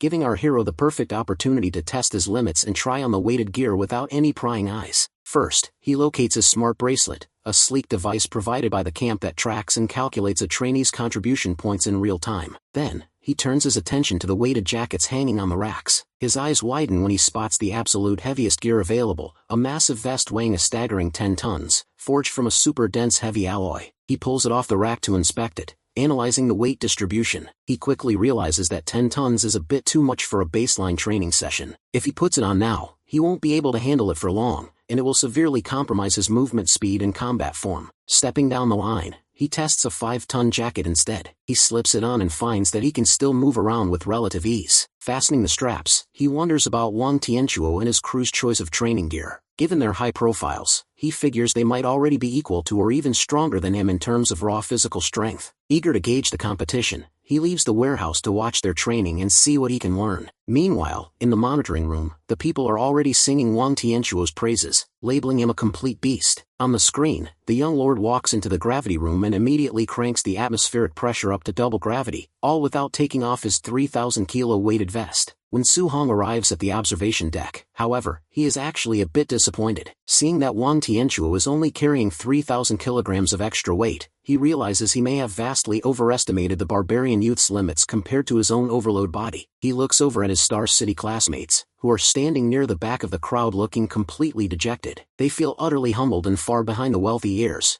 knowing it will be deeply humiliating if they go inside and start their own measly low-weight routines next to a prodigy. Disregarding the hesitation of the others, Su-hong steps forward and walks straight toward the gravity room entrance. A wave of murmurs ripples through the onlookers, with many calling him a fool or completely shameless for trying to compete in the same space as Wang Tianchuo. As Su-hong wears his loose school jacket right over his weighted gear, nobody can tell he is carrying a massive load. They blindly assume he is trying to show off and surpass Wang Tianchuo simply by walking into a high-gravity zone completely unburdened. Su-hong ignores the chatter and stands at the chamber threshold. A specialized facility like a gravity room is incredibly expensive to run, to the point where normal martial artists rarely ever get to see one, let alone train in it. He has zero intention of wasting this golden opportunity. He runs a quick calculation in his head. Wearing a 5-ton jacket under a standard double gravity setting means his body will effectively be crushed by a massive 10 tons of force. At his current level, handling that absolute weight would limit his training stamina to barely 10 minutes. Wanting to focus on endurance and form, he steps up to the control panel and sets the chamber's gravity machine to a more manageable 1.5x multiplier, so he can train for an extended period. The moment the machine hums to life, the localized pressure spikes, and the environment becomes incredibly heavy. Inside the glass, the crowd scoffs. Still believing he isn't wearing any weighted gear, they assume he is incredibly weak for only being able to handle a meager 1.5x gravity setting. Unbeknownst to the mocking onlookers, Su-hong is currently sitting cross-legged inside the chamber, actively cycling his elemental guidance techniques. Channeling spiritual energy under the crushing pressure of a gravity room is exponentially harder,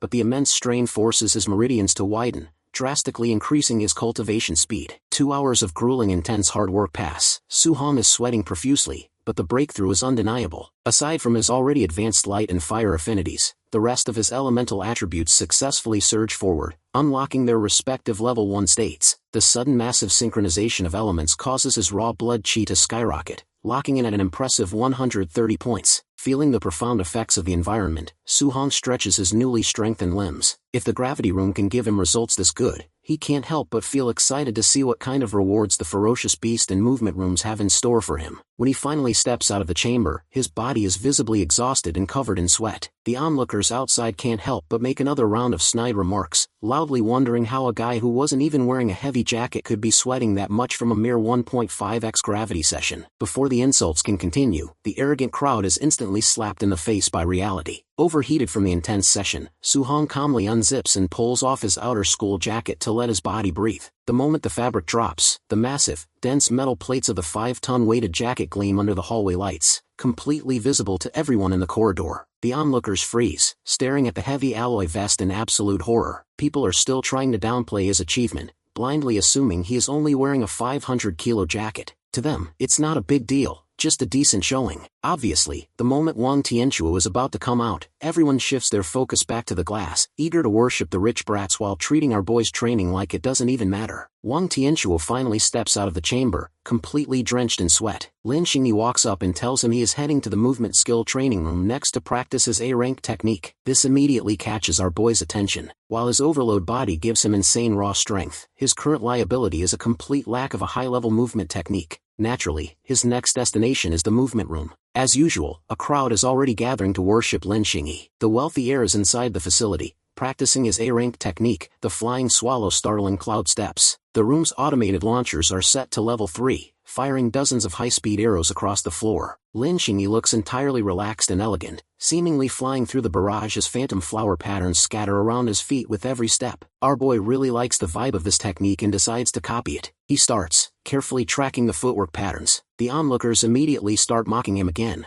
laughing about how delusional he is to think he can learn Lin Xingyi's exclusive technique just by watching it. Su-hong completely ignores them. Closing his eyes, he begins practicing the mental projections right alongside the show-off. Thanks to his system's analytical breakdown, he rapidly masters the entry-level foundations of the form, officially unlocking his very first A-rank technique. Even though it feels a bit embarrassing to mimic Lin Xingyi's flamboyant, flashy movements, but he doesn't know the original technique precisely, leaving him with no choice but to follow the exact same flow. Snapping back to reality, Su-hong plans to slip away to the ferocious beast combat room to finally hunt some monsters and farm system values. Without realizing it, his body had automatically mirrored the intricate, flashy footwork in real life while he was cultivating it. The onlookers are genuinely blown away by his flawless execution, and someone even excitedly asks him to show them the move again. Thoroughly embarrassed by the attention his flashy movements caused, our boy bolts from the hallway, inwardly promising to never learn anything from Lin Xingyi in the future. As he walks away, he gets the distinct feeling that someone is watching him.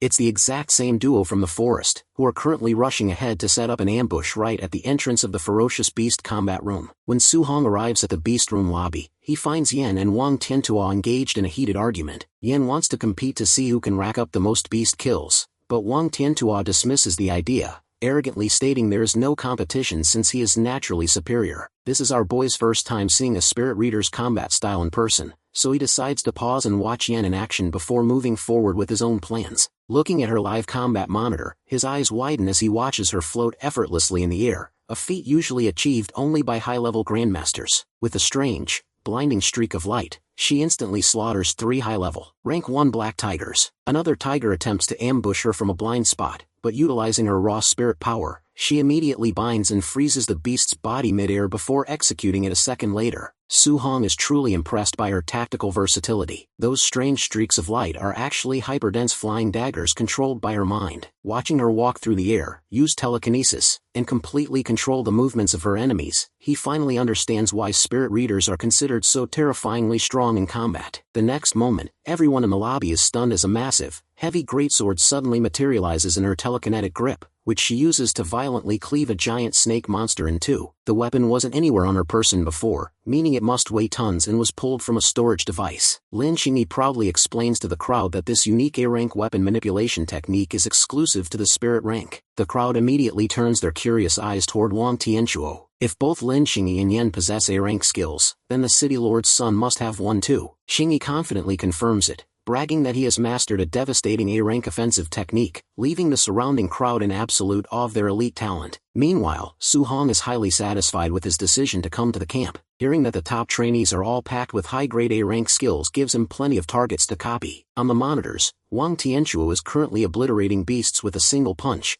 but since he is only using his raw physical strength and hiding his actual A-rank technique, our boy decides to patiently wait for a better opportunity to steal it. After witnessing the sheer utility of Yan's power, Su-hong's immediate new goal is to unlock the Spirit Reader class for himself. However, checking his system, he realizes he needs a baseline of 100 points in his spiritual stat to awaken it, and he currently only sits at 26.5. To bridge the gap and earn the remaining points, he turns away from the lobby monitors and walks straight into the active hunting zones of the Ferocious Beast combat room, ready to tear through the monsters inside. Su-hong steps straight into the hunting zone of the Ferocious Beast combat room, his mind locked onto farming those spiritual stats. Meanwhile, his two enemies from the forest are waiting for this exact moment. With the rest of the lobby completely distracted and busy admiring the rich kids, the duo figures they can finally enact their brutal revenge on our boy without any interference. However, they are stopped dead in their tracks, their bodies freezing in absolute horror at the sight in front of them. Instead of carefully pulling one monster at a time like any sane trainee, Su-hong has deliberately agitated the entire sector. The duo watches with their jaws dropped as our boy casually stands in the center of a clearing,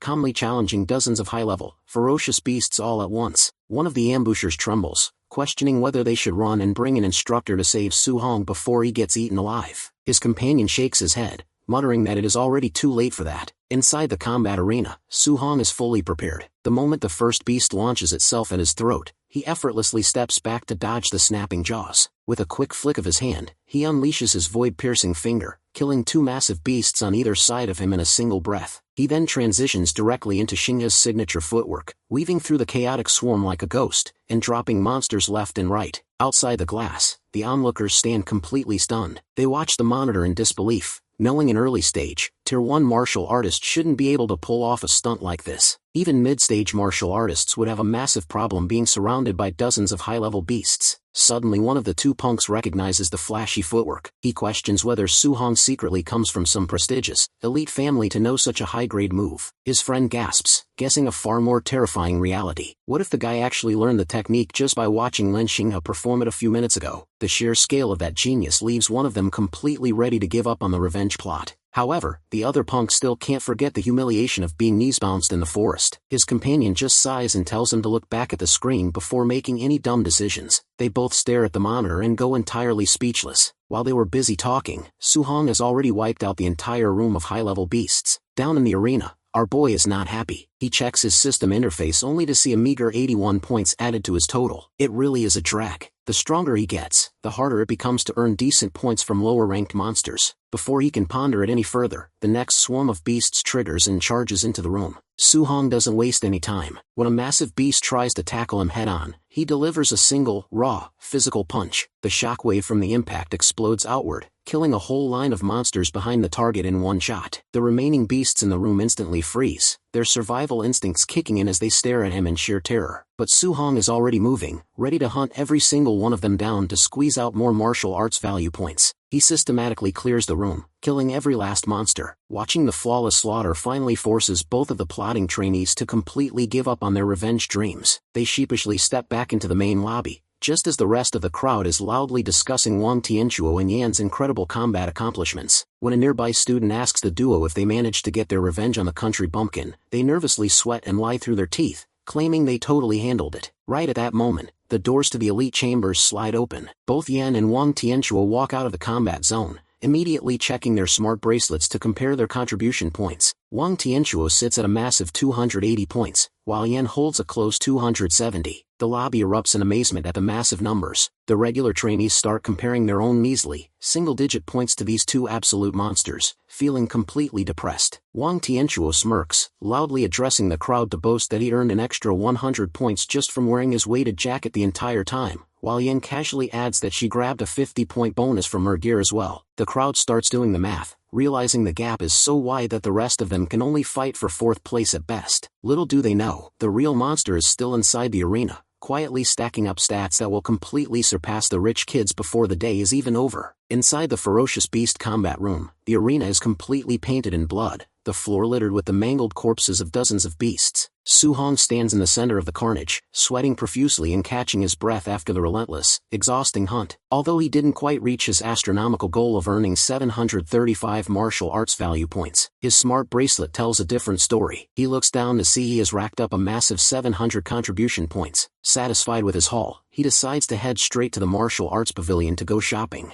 As he steps inside the luxurious pavilion, his eyes scan the catalog of high-grade items. He looks at the list of A-rank techniques, but his jaw drops when he sees the prices. Every single one of them is wildly expensive, with the absolute cheapest starting at no less than 2,000 points. Shifting his strategy, he checks the cultivation pills instead. Finding the exchange rates far more reasonable, he decides to inquire about them. The salesgirl behind the counter looks him up and down, casually assuming this ordinary-looking Tier 1 martial artist doesn't have any real points to spend. Our boy ignores her dismissive look and asks about the spirit-focusing pills. The shopkeeper explains that the pill is highly potent, but there's a catch. It is only truly effective the very first time a martial artist consumes it. The higher the grade of the pill, the more explosive the permanent boost to one's spiritual power will be. Su-hong pulls up the inventory list, his eyes locking onto a top-tier option, a Tier 4 spirit-focusing pill priced at exactly 500 contribution points. He nods to himself and tells the salesgirl he'll take that one. The girl completely freaks out, her eyes widening as she sharply corrects him, snapping that the item costs 500 points, not 50. To shut her up, Su-hong calmly taps his smart bracelet, displaying his glowing balance of 700 points right in front of her face. Her arrogant demeanor flips in an instant. She immediately presents the high-grade pill inside a beautifully crafted golden box. With his main purchase secured, Su-hong uses his remaining balance to pick up a specialized weapon he desperately needs. A great dual-attribute spear, forged specifically to channel both fire and lightning. An hour later, Su-hong is safely back in his single room with the door locked. Propped against the wall is his brand new, sleek dual-attribute spear. He sits immediately, pulls up his internal system interface to check his day's progress. His blood chi and elemental guidance techniques have significantly improved across the board. Even better, his total martial value points have jumped to 490, a massive haul for a single day's work, considering it usually takes him an entire week of grueling training to bank that much back in Star City. Without wasting any time, he dumps his value points straight into his spiritual power stat. He watches the number climb, but he is still exactly 25.5 points away from unlocking the threshold required for true mental power. Su-hong cracks open the golden box, revealing the glowing Tier 4 spirit-focusing pill. He stares at it for a brief second before swallowing it whole, feeling the pill instantly dissolve into a surge of pure, icy energy that rushes straight to his brain. He closes his eyes, fervently hoping this massive spiritual boost will bridge the remaining gap, and finally awaken his second class as a feared spirit reader. As the Tier 4 spirit-focusing pill completely dissolves into his system, a profound warmth spreads straight to his brain.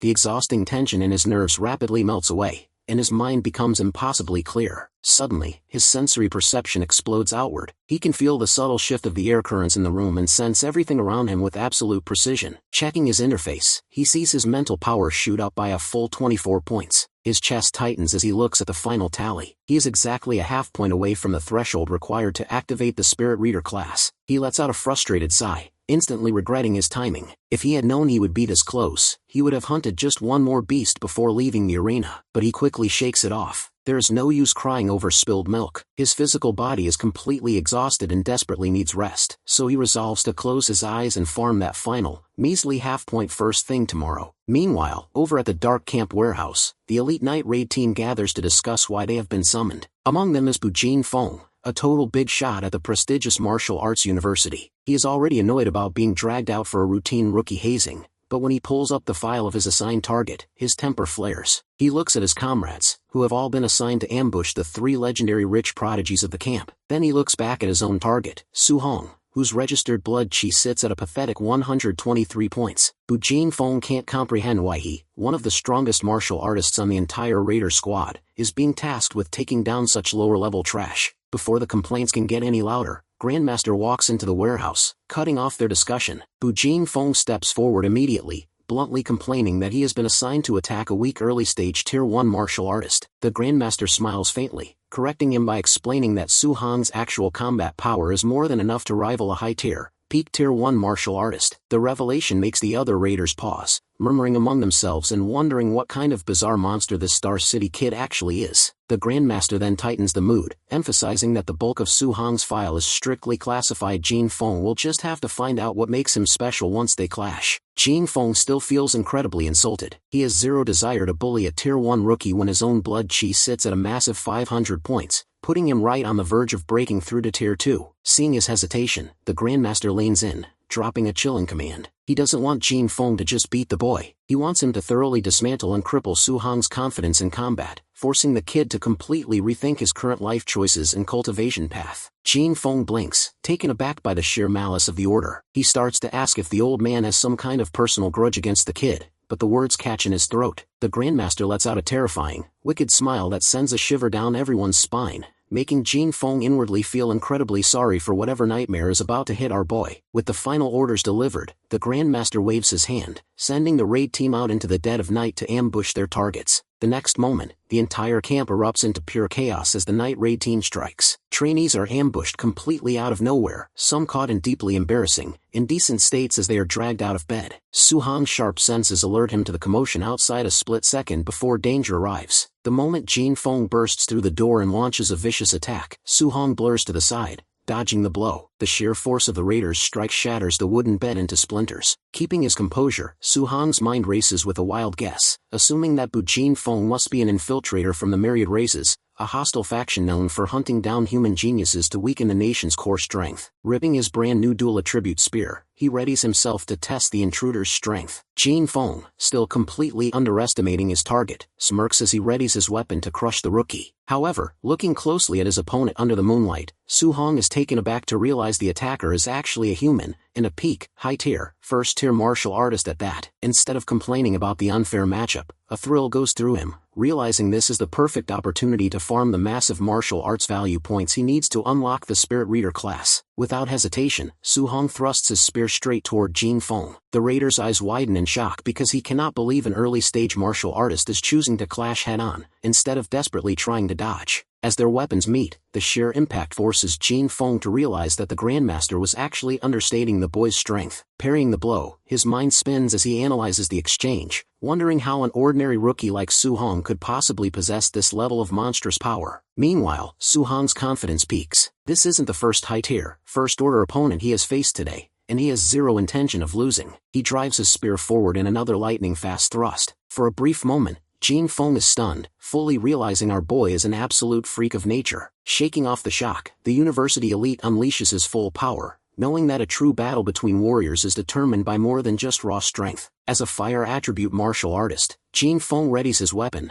confident that the rookie won't be able to handle a refined B-rank technique. Channeling his power, Jin Feng roars and unleashes his blazing slash technique, sending a torrent of flames cutting through the room. Our hero also reacts instantly. Analyzing the incoming attack, he notes that the raw power of this B-rank technique is significantly stronger than his own void-piercing finger. When their weapons clash a second time, the conflicting energies explode, causing the walls and floor around them to crack and crumble. Jin Feng recedes a step, finally understanding the terrifying reality of Su Hong's power. The kid just withstood a fully powered B-rank technique by simply channeling raw lightning through his weapon, completely devoid of any actual, formal martial arts technique. Breathing heavily, Jin Feng scoffs at the boy, telling him he got lucky, and noting that it is a good thing Su Hong doesn't actually know a real lightning spear technique. Otherwise the fight might actually be trouble for him. Su Hong gives him a calm smile, readily admitting that he doesn't know any such technique. But before Jin Feng can even process the response, Su Hong grips his spear with both hands and heavily injects his fire attribute directly into the raging lightning current. The metal shaft hums violently as the twin elements spark and intertwine,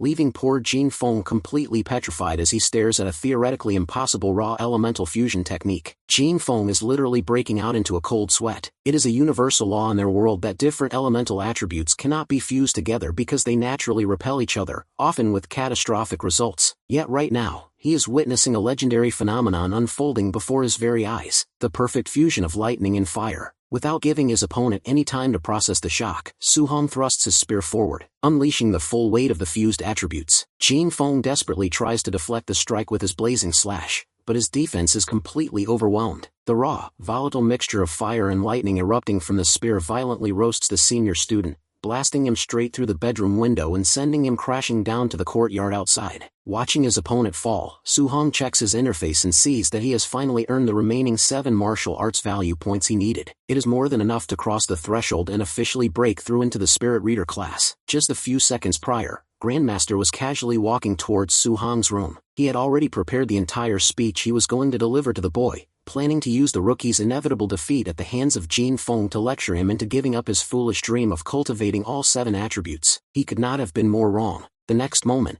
Jin Feng's smoking body is hurled out of the window, landing heavily right at the Grandmaster's feet. The message is crystal clear. Our boy has won. Almost simultaneously, the other raiders who were sent to ambush the prominent rich kids are also thrown out of their respective quarters, crashing into the dirt. Wang Tiantua looks outside and scoffs at the fallen attackers, loudly taunting the Grandmaster to send someone actually strong next time to challenge them. Looking around, Wang Tiantua notices that there are 4 defeated attackers in total. He turns to Yan, pointing out that someone else in the camp must be incredibly strong to have taken down their assigned raider even faster than they did. Lin Xinji, however, dismisses the thought, arrogantly suggesting that the 4th attacker was probably just a weakling compared to the ones they fought. Standing in the courtyard, the Grandmaster knows it is completely normal for these wealthy prodigies to win their bouts easily. What is not normal is Su-hong, who not only finished his fight before the elites, but managed to single-handedly crush a quasi-tier 2 warrior. Right then, an assistant comes sprinting toward the Grandmaster, looking completely freaked out. The Grandmaster initially assumes a student has died in the chaos, a casualty rate he doesn't particularly care about since danger is expected in the camp, but his casual demeanor shatters when the breathless assistant informs him that Su-hong has actively fused his elemental guidance techniques. At first, the Grandmaster's brain refuses to process the statement,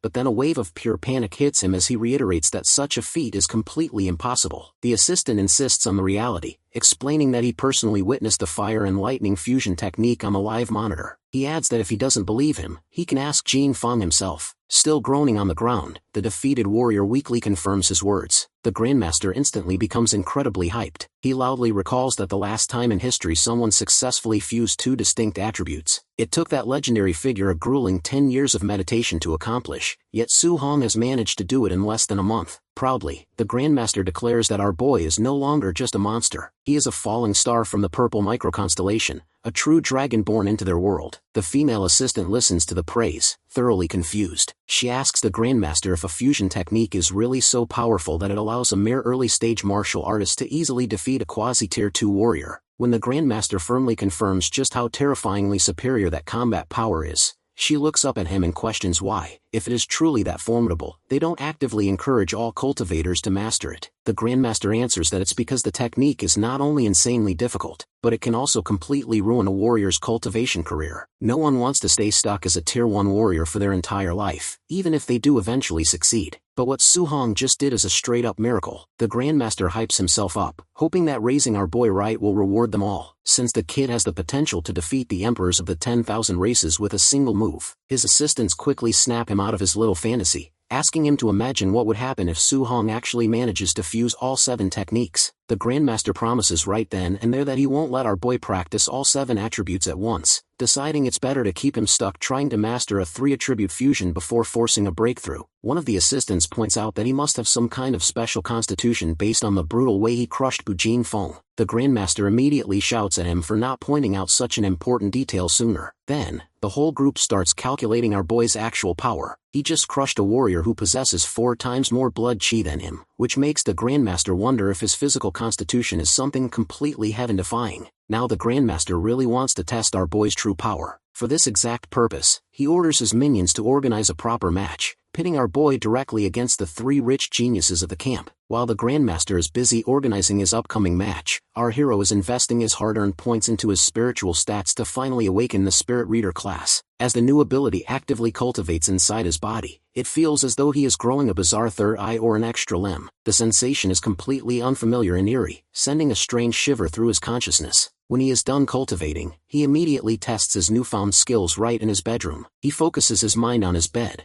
discovering he can effortlessly lift and move it through the air. He tries walking in the air himself, locking down the fundamentals of psychokinesis as he casually manipulates the objects around his room, suspending them mid-air with absolute ease. With the Spirit Reader class successfully unlocked, his next major goals are clear. He needs to copy Yan's A-rank spiritual technique and steal Wang Tiantuo's exclusive offensive technique. The next morning brings another brutal announcement for the exhausted trainees. A loud broadcast orders everyone to gather immediately, warning them that every single second they are late will result in a direct deduction of their contribution points. The trainees are deeply unhappy with how the camp operates, realizing the instructors are relentlessly testing them at every single turn. After a frantic scramble, everyone finally gathers in the main square, only to hear the instructor taunting them. The instructor mocks the crowd, noting he fully expected it to be a massive struggle for them to crawl out of bed after the surprise raid last night. One of the disgruntled trainees complains aloud, arguing that he lost his match last night simply because he wasn't even wearing underwear when the attacker burst in. The instructor scoffs and taunts the kid back, asking if an assassin from the myriad races would seriously pause and wait for him to put on his boxers first, making the surrounding crowd chuckle. However, the underlying point is crystal clear to everyone. A real battle will never wait for them to get ready. Despite the logic, it is only natural for the trainees to feel incredibly frustrated with test after test. To shift the mood, the instructor explains that today they are being given a proper chance to show off. Today is the comprehensive testing day, where their blood chi, combat power, spiritual strength, speed, and overall mastery of martial arts will all be rigorously evaluated. The instructor reveals that the top 10 students will be awarded different amounts of contribution points as a daily reward. Hearing this, the regular trainees immediately accept that the wealthy prodigies will automatically lock down the top 3 spots, leaving the rest of them to desperately hope for a position between 4th and 10th place. Meanwhile, Su Hong is already looking past the filler ranks, entirely focused on what kind of massive reward awaits the absolute first place position. After a short while, everyone is directed into the main warehouse, which has been temporarily converted into a state-of-the-art testing ground. Standing prominently in the center of the room is high-grade, Tier 2 combat power monitor. Up in the observation deck, the Grandmaster looks down at Su Hong, quietly noting how perfectly our boy blends into the crowd without drawing unnecessary attention. A nearby trainee notices the direction of the old man's gaze and assumes he is merely keeping an eye on him. But in reality, Su Hong's newly awakened spiritual senses have already detected the Grandmaster's surveillance. The Grandmaster announces a last-minute addition to the rules. Whoever manages to secure the absolute highest score across every single testing category will receive an additional grand prize,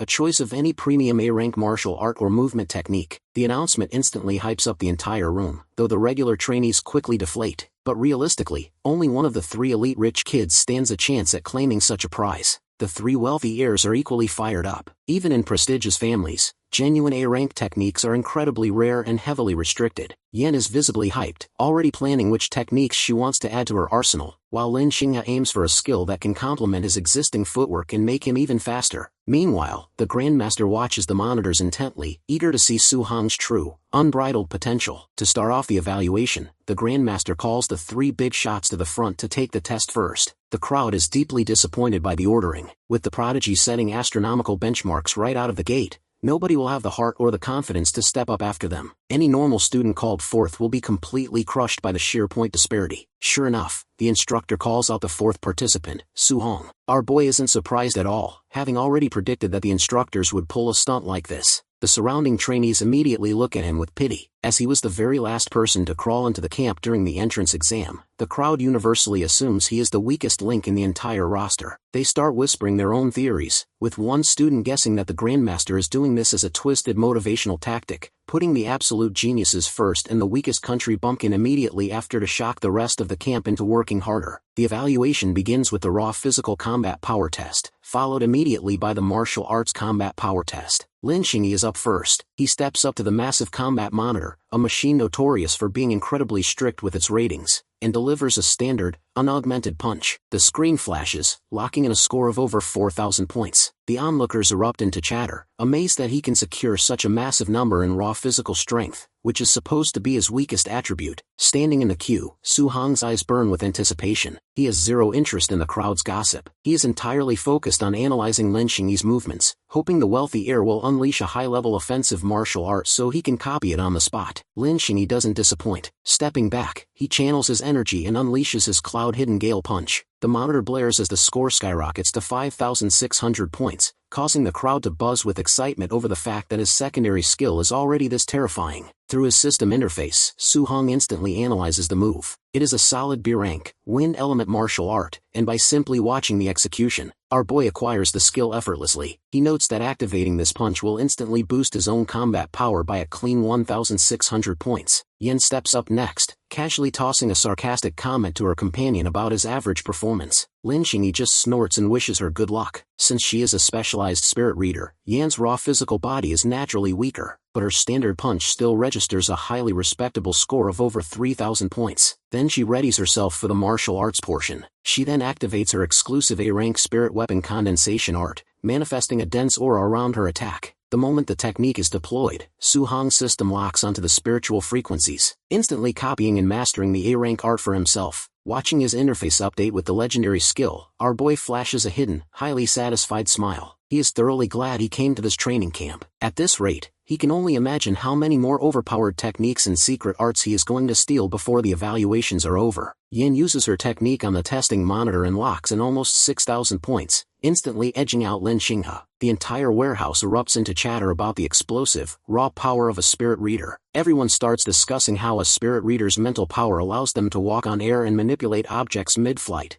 making them incredibly dangerous and versatile in actual combat. With a sharp snap of her fingers, she effortlessly dispels her manifested energy weapon. At the exact same time, while the crowd is busy gossiping, our boy is secretly cultivating the newly copied technique inside his own mind. Sweat starts rolling down his forehead as he realizes the true depth of the art. The technique doesn't just condense simple weapons, but it can actually manifest other complex objects and even active, ferocious beasts. However, there is a massive downside. The more solid and dense the spiritual condensation is, the more drastically it drains the user's mental power. Realizing his current spiritual reserves aren't quite high enough to sustain the full form properly, he decides to shelf it for a moment, shifting his focus entirely to Wang Tiantuo as he really wants to see the barbarian youth's offensive martial arts. This specific test is massively advantageous for Wang Tiantuo because his barbarian god body naturally pushes his raw combat power to ridiculous heights. Standing in the queue, Su-hong is incredibly curious to see how his own overload body actually stacks up against the legendary barbarian god body. The moment Wang Tiantuo delivers his raw physical punch, the entire warehouse freezes. The monitor flashes an unbelievable number, revealing that his baseline physical strength alone is only 300 points shy of Lin Xingyi's overall combined score. Even the Grandmaster can't help but nod in approval, loudly praising his progress. Next comes the moment Su-hong has been anticipating for so long, the martial arts evaluation. Wang Tiantuo steps back, channeling an immense, terrifying aura into his fist as he readies his exclusive A-rank technique, the Bone Ghost,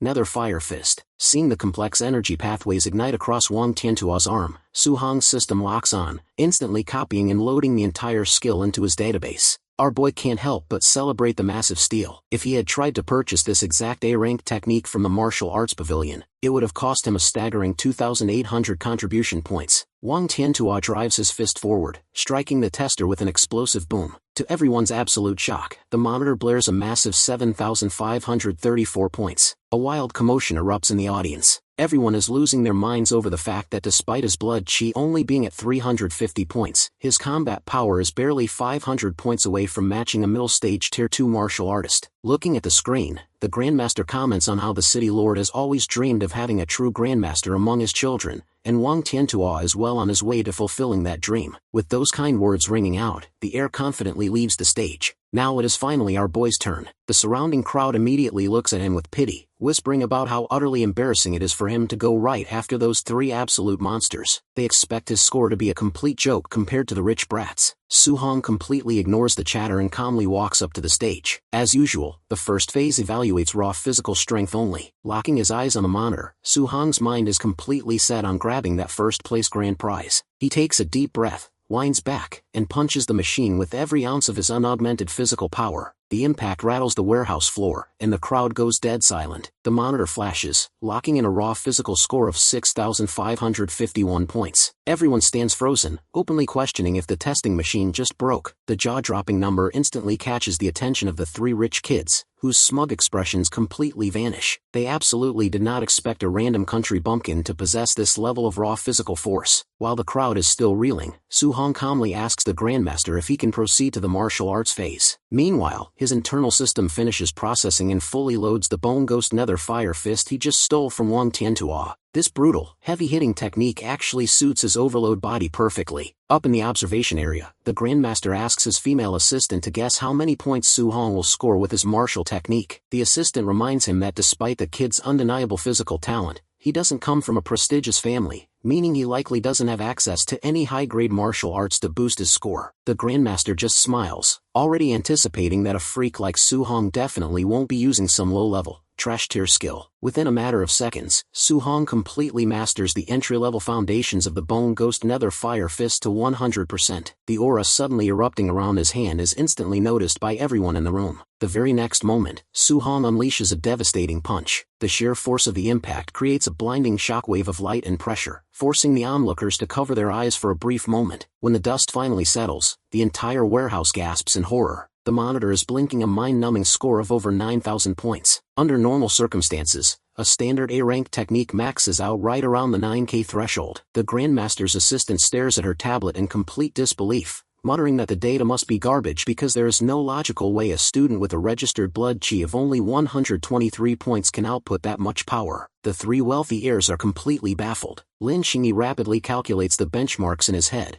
noting that 7,000 points is the standard for an early-stage Tier 2 warrior, 8,000 is for a middle-stage Tier 2, and 9,000 points already firmly enters the realm of a high-tier Tier 2 expert. Yen guesses that Su Hong must be intentionally hiding his true cultivation, arguing that his actual blood chi should be around 500 points to pull off a feat like that. To settle the argument, the instructors immediately force Su Hong to take a live blood chi scan right then and there. The monitor beeps, displaying a meager 137 points. The entire warehouse erupts into pure chaos. Everyone starts wildly questioning reality, unable to comprehend how a literal early-stage martial artist with only 137 blood chi just outputted a combat score that scales way beyond a high-tier middle-rank warrior. Seeing the commotion spiraling out of control, the Grandmaster steps up and shushes the crowd. He loudly announces that they are moving immediately to the actual combat test phase to settle the scores. He explains that the combat phase utilizes a challenge system. Trainees can designate and challenge any opponent on the floor. Once a student defeats all challengers and nobody dares to step up against them anymore, that person will officially be ranked number 1 and claim the coveted A-rank martial arts prize. Before the instructor can even finish calling for volunteers, Lin Xingyi steps forward out of the crowd and requesting to have Su Hong as his very first opponent. Lin Xingyi had already thoroughly strategized his approach for the match. Even though Su Hong's raw combat power was clearly superior, his registered blood chi was still significantly weaker. Relying on this disparity, Lin Xingyi planned to utilize his high-speed movement technique defensively, keeping his distance and avoiding direct clashes to slowly wear our boy down using his superior stamina. However, the Grandmaster completely shattered his tactical plans. Stepping onto the platform, the old man calmly announced that he would not accept a simple one-on-one request. Instead, all three elite prodigies would go up together to fight against Su Hong simultaneously. The unexpected decision instantly infuriated the three wealthy heirs. They assumed the Grandmaster was openly looking down on their capabilities by suggesting they needed to gang up on a single rookie while simultaneously preparing to completely cripple Su Hong under the weight of a 3 versus 1 beatdown. The Grandmaster turned his gaze toward our dude,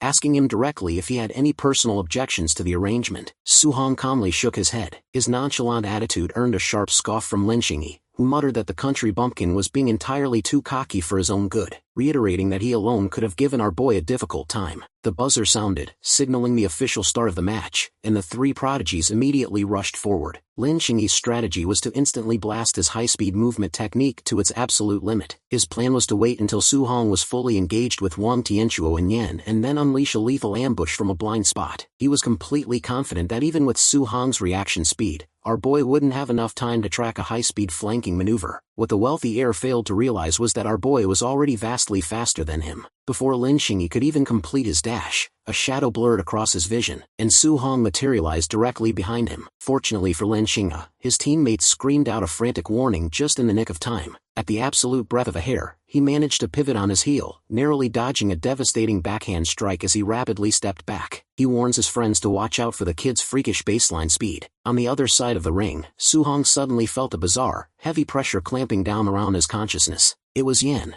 deploying her specialized mental power to lock his joints and freeze his movements. It was his very first time experiencing direct spiritual combat. Feeling the invisible constraints tightening around his mind, he locked his eyes onto the girl and immediately decided to take her out of the equation first. As he began rushing toward them, his feet blurred into the unmistakable patterns of the flying swallow startling cloud steps. The sight left the elite trio in absolute disbelief. Lin Xinghe gaped openly, entirely unable to comprehend how this kid was suddenly executing his family's exclusive wind attribute movement technique when everyone had previously assumed Su Hong was a pure fire attribute user. Wang Tiantua quickly guessed that the rookie must possess dual attributes, shouting for his teammates to immediately drop into a defensive formation. According to their rapid adjustment, Wang Tiantua took the front line to block the direct assault, while Yen focused all of her remaining mental power to control him. Wang Tiantua roared, rushing forward head-on while channeling the dark aura of his bone ghost nether fire fist. Su Hong didn't slow down for a second, instantly readying his own hand with the exact same A-rank offensive technique. Right as the two heavy attacks were about to collide,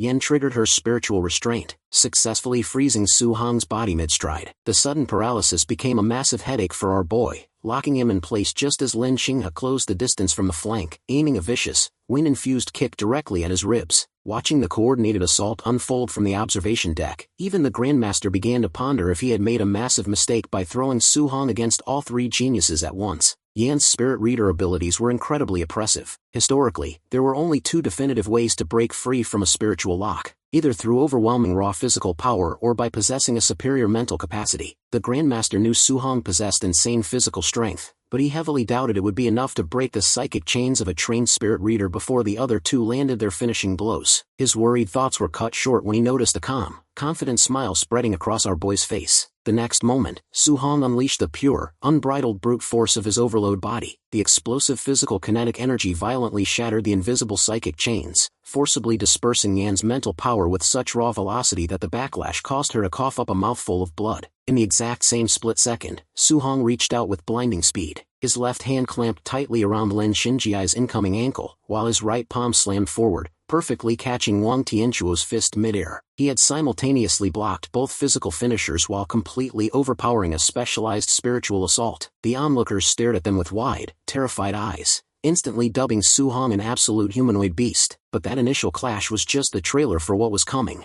Our boy tightened his grip on both boys' limbs, squeezing with such immense, crushing force that the two elite heirs winced and cried out in agonizing pain. Before they could even attempt to break his grip, Su Hong hoisted both of them into the air and violently slammed them face first into the concrete floor. Su Hong wasn't done yet. He dragged them backward across the stone, tossing them aside as they groaned on the floor, completely neutralized. Finishing the execution, Su Hong slowly turned his dark gaze toward Yen. Already trembling from the sheer speed at which her powerful companions had been utterly dismantled, she raised her hands and immediately surrendered without firing another shot. The crowd was completely paralyzed with shock, watching a single person effortlessly obliterate the camp's top three prodigies in a matter of seconds. Su Hong was no longer just a talented trainee, he was a certified monster. The Grandmaster stepped up, his voice echoing through the silent warehouse as he asked if anyone else wanted to step forward and challenge Su Hong. He waited for a moment, making it clear that if no one volunteered, our boy would be crowned the undisputed winner of the combat trials. Looking at the broken concrete and the groaning elites, absolutely nobody dared to raise their hand. Su Hong was officially declared the undisputed champion of the camp. Since the daily rewards for the 2nd through 10th positions were still active, the Grandmaster ordered the remaining trainees to resume the standard competition among themselves to fight for the remaining spots. Turning to our hero, the Grandmaster gestured for Su Hong to follow him back to the main pavilion to claim his grand prize, his choice of a premium A-rank technique. On their way to the vault, the Grandmaster glanced down at the teenager, curiously asking why he had gone to such great lengths to hide his terrifying combat power while all the other trainees were busy flashing their skills and showing off. Su Hong gave a practical answer, explaining that coming from an ordinary background without a prominent family backing him, showing off too much early on would have simply painted a massive target on his back. The Grandmaster laughed heartily at his tactical smartness, but quickly corrected his mindset. He explained that he had intentionally arranged this 3-on-1 combat to show off Su Hong's true power to the higher-ups. In their world, as warriors grow stronger, they require massive amounts of rare cultivation resources,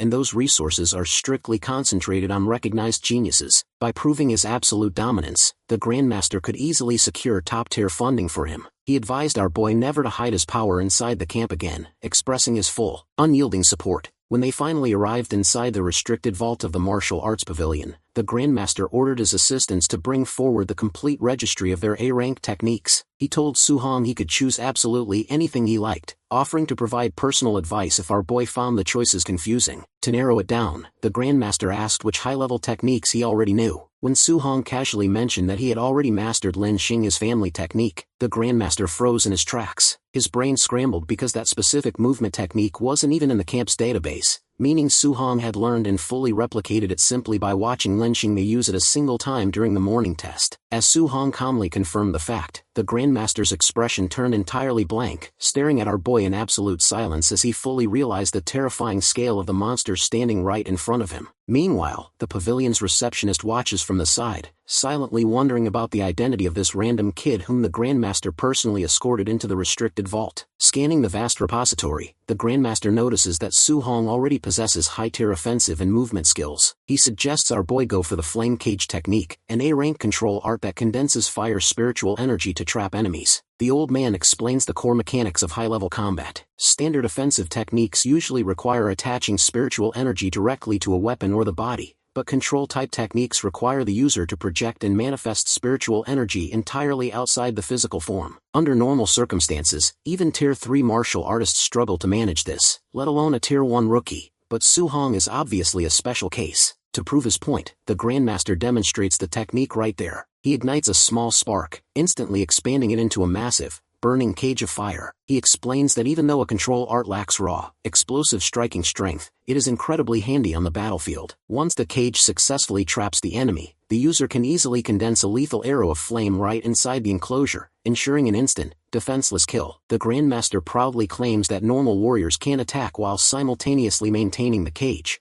noting that he only achieved full mastery over this dual control once he reached Tier 3. However, our dude has his own plans. He politely refuses to choose the art, casually claiming that the technique seems a bit too complicated for him to handle right now. The Grandmaster smiles, thinking the kid is incredibly mature for listening to advice and knowing his limits despite being a certified genius. In reality, Su-hong isn't listening to the old man at all. He has already completely acquired and mastered the Flame Cage technique just by watching the Grandmaster demonstrate it once. He has zero intention of wasting his free prize choice on a skill he already stole for free. Shifting gears, the Grandmaster suggests going with a defensive option instead. He points out a premium Earth attribute technique called Thick Earth Armor, which condenses dense Earth spiritual energy around the body into a massive shield. Su-hong finds this technique highly suitable, realizing it will perfectly complement his existing physical durability. He nods and locks it in as his official prize. With the choice finalized, the Grandmaster can't contain his curiosity any longer and asks our boy about his special physical constitution. Su-hong casually answers that he possesses the Overload body, secretly hoping the old man will freak out and shower him with every A-rank technique in the vault, knowing this specific physique is legendary. Unfortunately, the old man has never even heard of it. Realizing the name isn't recognized in this era, Su-hong quickly makes up an excuse, claiming he just came up with the name himself since the constitution isn't recorded in standard textbooks. The old man easily accepts the explanation,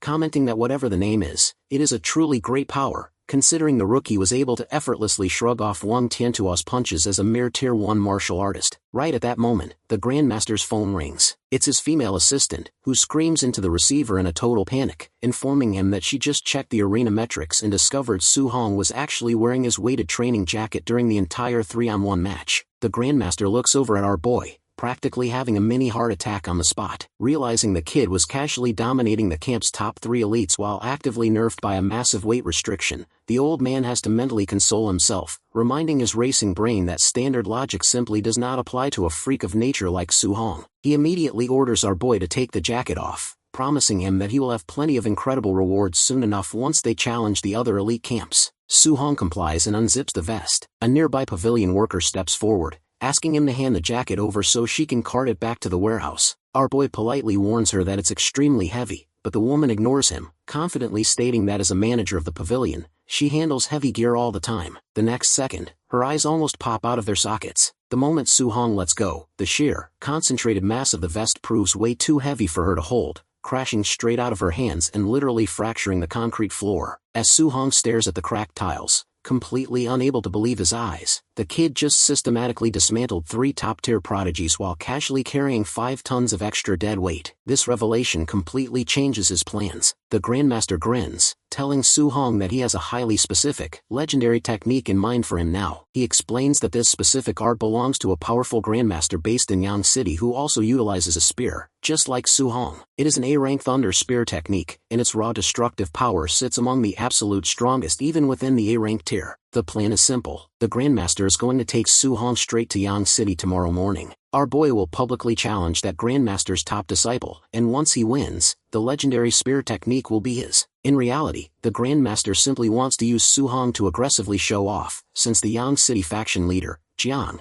has been mocking Star City's talent pool for years. They scheduled a departure for the first thing the next morning, and Su Hong readily agrees. As our boy returns to his residential quarters, he finds the room completely spotless, beautifully cleaned by the camp staff. Skipping any rest, he immediately sits down to cultivate, eager to master the 3 powerhouse skills he scored today: the flame cage, the spirit weapon condensation art, and the thick earth armor. He resolves to break through the entry-level proficiency of all 3 techniques before the sun rises. Meanwhile, Grandmaster Qin has already dialed Jiang's number, smugly mocking him over the phone to get ready for tomorrow's sudden challenge. Jiang laughs it off, completely confident in his own star disciple, Lin Chunfeng, who possesses the rare wooden spirit body and has already officially broken through to Tier 2. Not only that, but the Yang City prodigy has also fully mastered the intricate control technique, Wood Prison, to the point of effortlessly projecting energy outside his physical body in just 2 days. Right at that moment, inside the Yang City training hall, the prodigy in question is practicing hard to manifest his wood prison. Vibrant green branches violently erupt from his torso, but the moment he tries to hold the structure stable, the energy flickers and vanishes into thin air. He fails the execution yet again. Jiang steps forward, consoling his frustrated student and telling him that mastering external manifestation takes time. The student, Lin Chunfeng,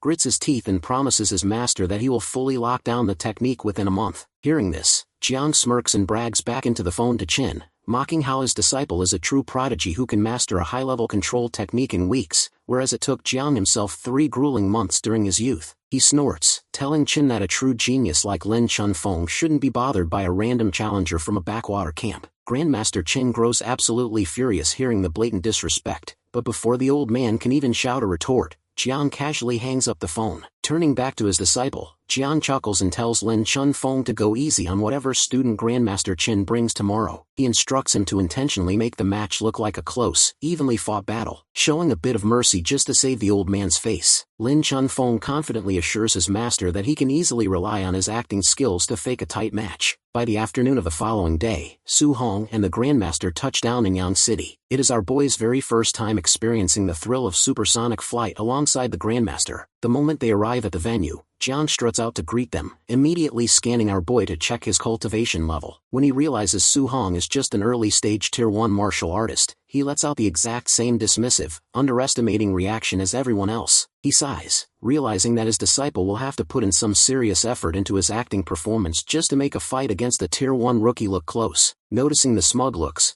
Grandmaster Qin smiles coldly, bluntly requesting that they skip the pleasantries and start the match immediately, since he and his student need to leave early for dinner. The 2 Grandmasters lead the way down into Yang City's exclusive underground combat arena. The founding is packed with local trainees, all of them anxious to see what kind of top-tier genius Star City has managed to produce this time around. Stepping into the center of the ring, Jiang steps up to the microphone, formally introducing Grandmaster Qin before shifting the spotlight to Su Hong. The moment Jiang announces that Su Hong is merely an early-stage Tier 1 martial artist, a loud protest erupts from the Yang City students. The crowd murmurs in disbelief, openly muttering that it is completely stupid and insulting for a Tier 1 rookie to show up and challenge a confirmed Tier 2 expert. Even Lin Chunfeng stands in his corner looking thoroughly confused, wondering how on earth he is supposed to hold back enough to make a match against this weakling look like a close, evenly fought battle. Jiang, completely blinded by his absolute confidence in his own student's superior rank, decides to raise the stakes right then and there to humiliate his old rival. He loudly announces that if Lin Chunfeng wins,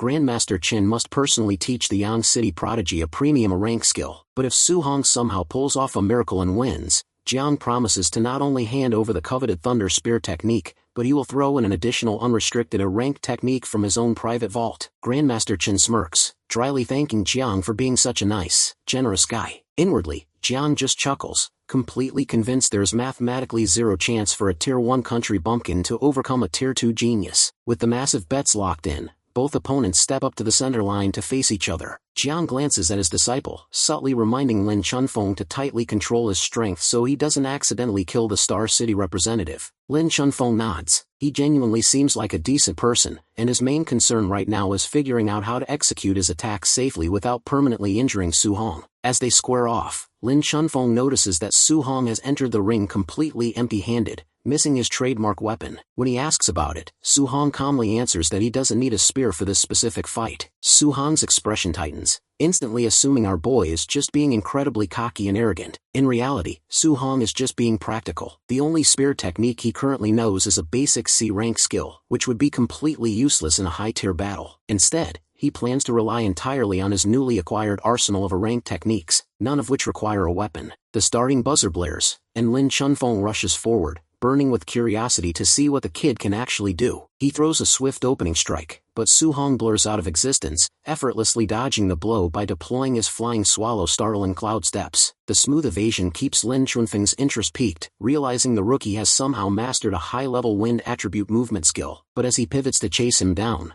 Lin Chunfeng confidently claims that standard movement techniques are entirely useless against him. Lin Chunfeng uses Wood Prison, unleashing his signature move. Thick, volatile wooden barks instantly erupt from the arena floor, violently clinging to Su Hong's legs and locking him in place. Feeling the restraints tighten, Su Hong mentally acknowledges that mastering external energy manifestation is incredibly difficult, proving that this young city kid is a genuine genius. Then, Su Hong flexes his muscles, using the raw brute force of his overload body to violently shatter the binding wood. He notes that breaking free was entirely too easy. However, those few seconds of restriction are more than enough for an expert. Lin Chunfeng utilizes the distraction to blur through the blind spots, instantly appearing directly behind our boy's back. But Su Hong is already waiting for him, throwing a devastating blind punch backward before his opponent can even position his stance. Sensing the sheer, terrifying velocity of the incoming fist, Lin Chunfeng realizes with horror that the punch will land long before his own strike can connect. He rapidly triggers his A-rank defensive art, Wood Evasion. A massive, dense wooden shield manifests in front of him, but the raw kinetic force behind Su Hong's punch is completely absurd. The impact shatters the solid wood barrier like cheap glass, sending Lin Chunfeng flying backward through the air. Skidding across the concrete, the young city prodigy can't help but inwardly marvel at our boy's terrifying physical strength. The onlookers stand completely stunned, unable to comprehend how a certified A-rank defensive technique deployed by a Tier 2 expert was just shattered by the raw physical force of a Tier 1 rookie. Grandmaster Qin takes the golden opportunity to loudly mock his rival, laughing at the look on his face. Jing retorts that his star student can't be defeated by mere brainless brute force, telling Qin to keep watching.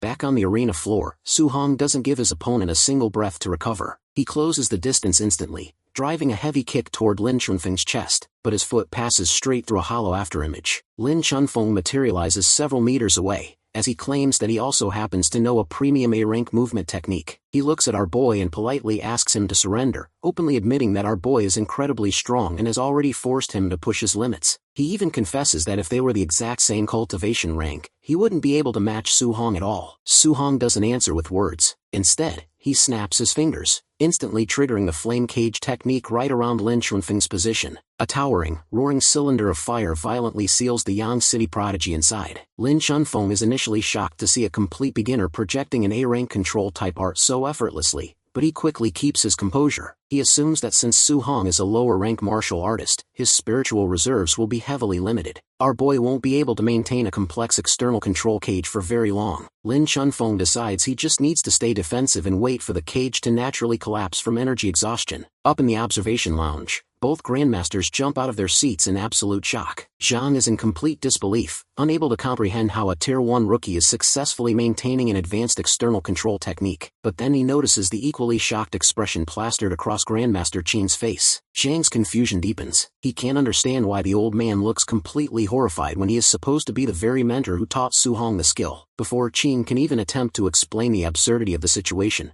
Zhang's mind processes another terrifying realization. Su Hong was just using a high-level wind attribute movement technique a second ago, and now he is casually deploying a massive fire attribute control art. The younger Grandmaster tries to calm his racing heart, rationalizing that since our boy is splitting his focus across multiple elements, the complex flame cage will inevitably collapse even faster. But Grandmaster Qin points directly at them and telling Zhang to look closer. Hovering right in the center of Su Hong's right palm is a brilliant, blazing arrow of pure white fire. Zhang's jaw drops. Our boy isn't just holding the barrier, he is actively condensing a highly lethal offensive strike while simultaneously maintaining a massive external control cage, a dual-tasking feat of spiritual control that even Tier 3 peak warriors struggle to execute. Su Hong rushes straight through the perimeter of the flaming cage, driving his white-hot fist directly toward Lin Chunfeng. The Yang City prodigy frantically deploys his wood evasion shield one more time to block the incoming strike, but the elemental superiority of the white flame completely incinerates the barrier upon contact. Su Hong's punch drives clean through the defense,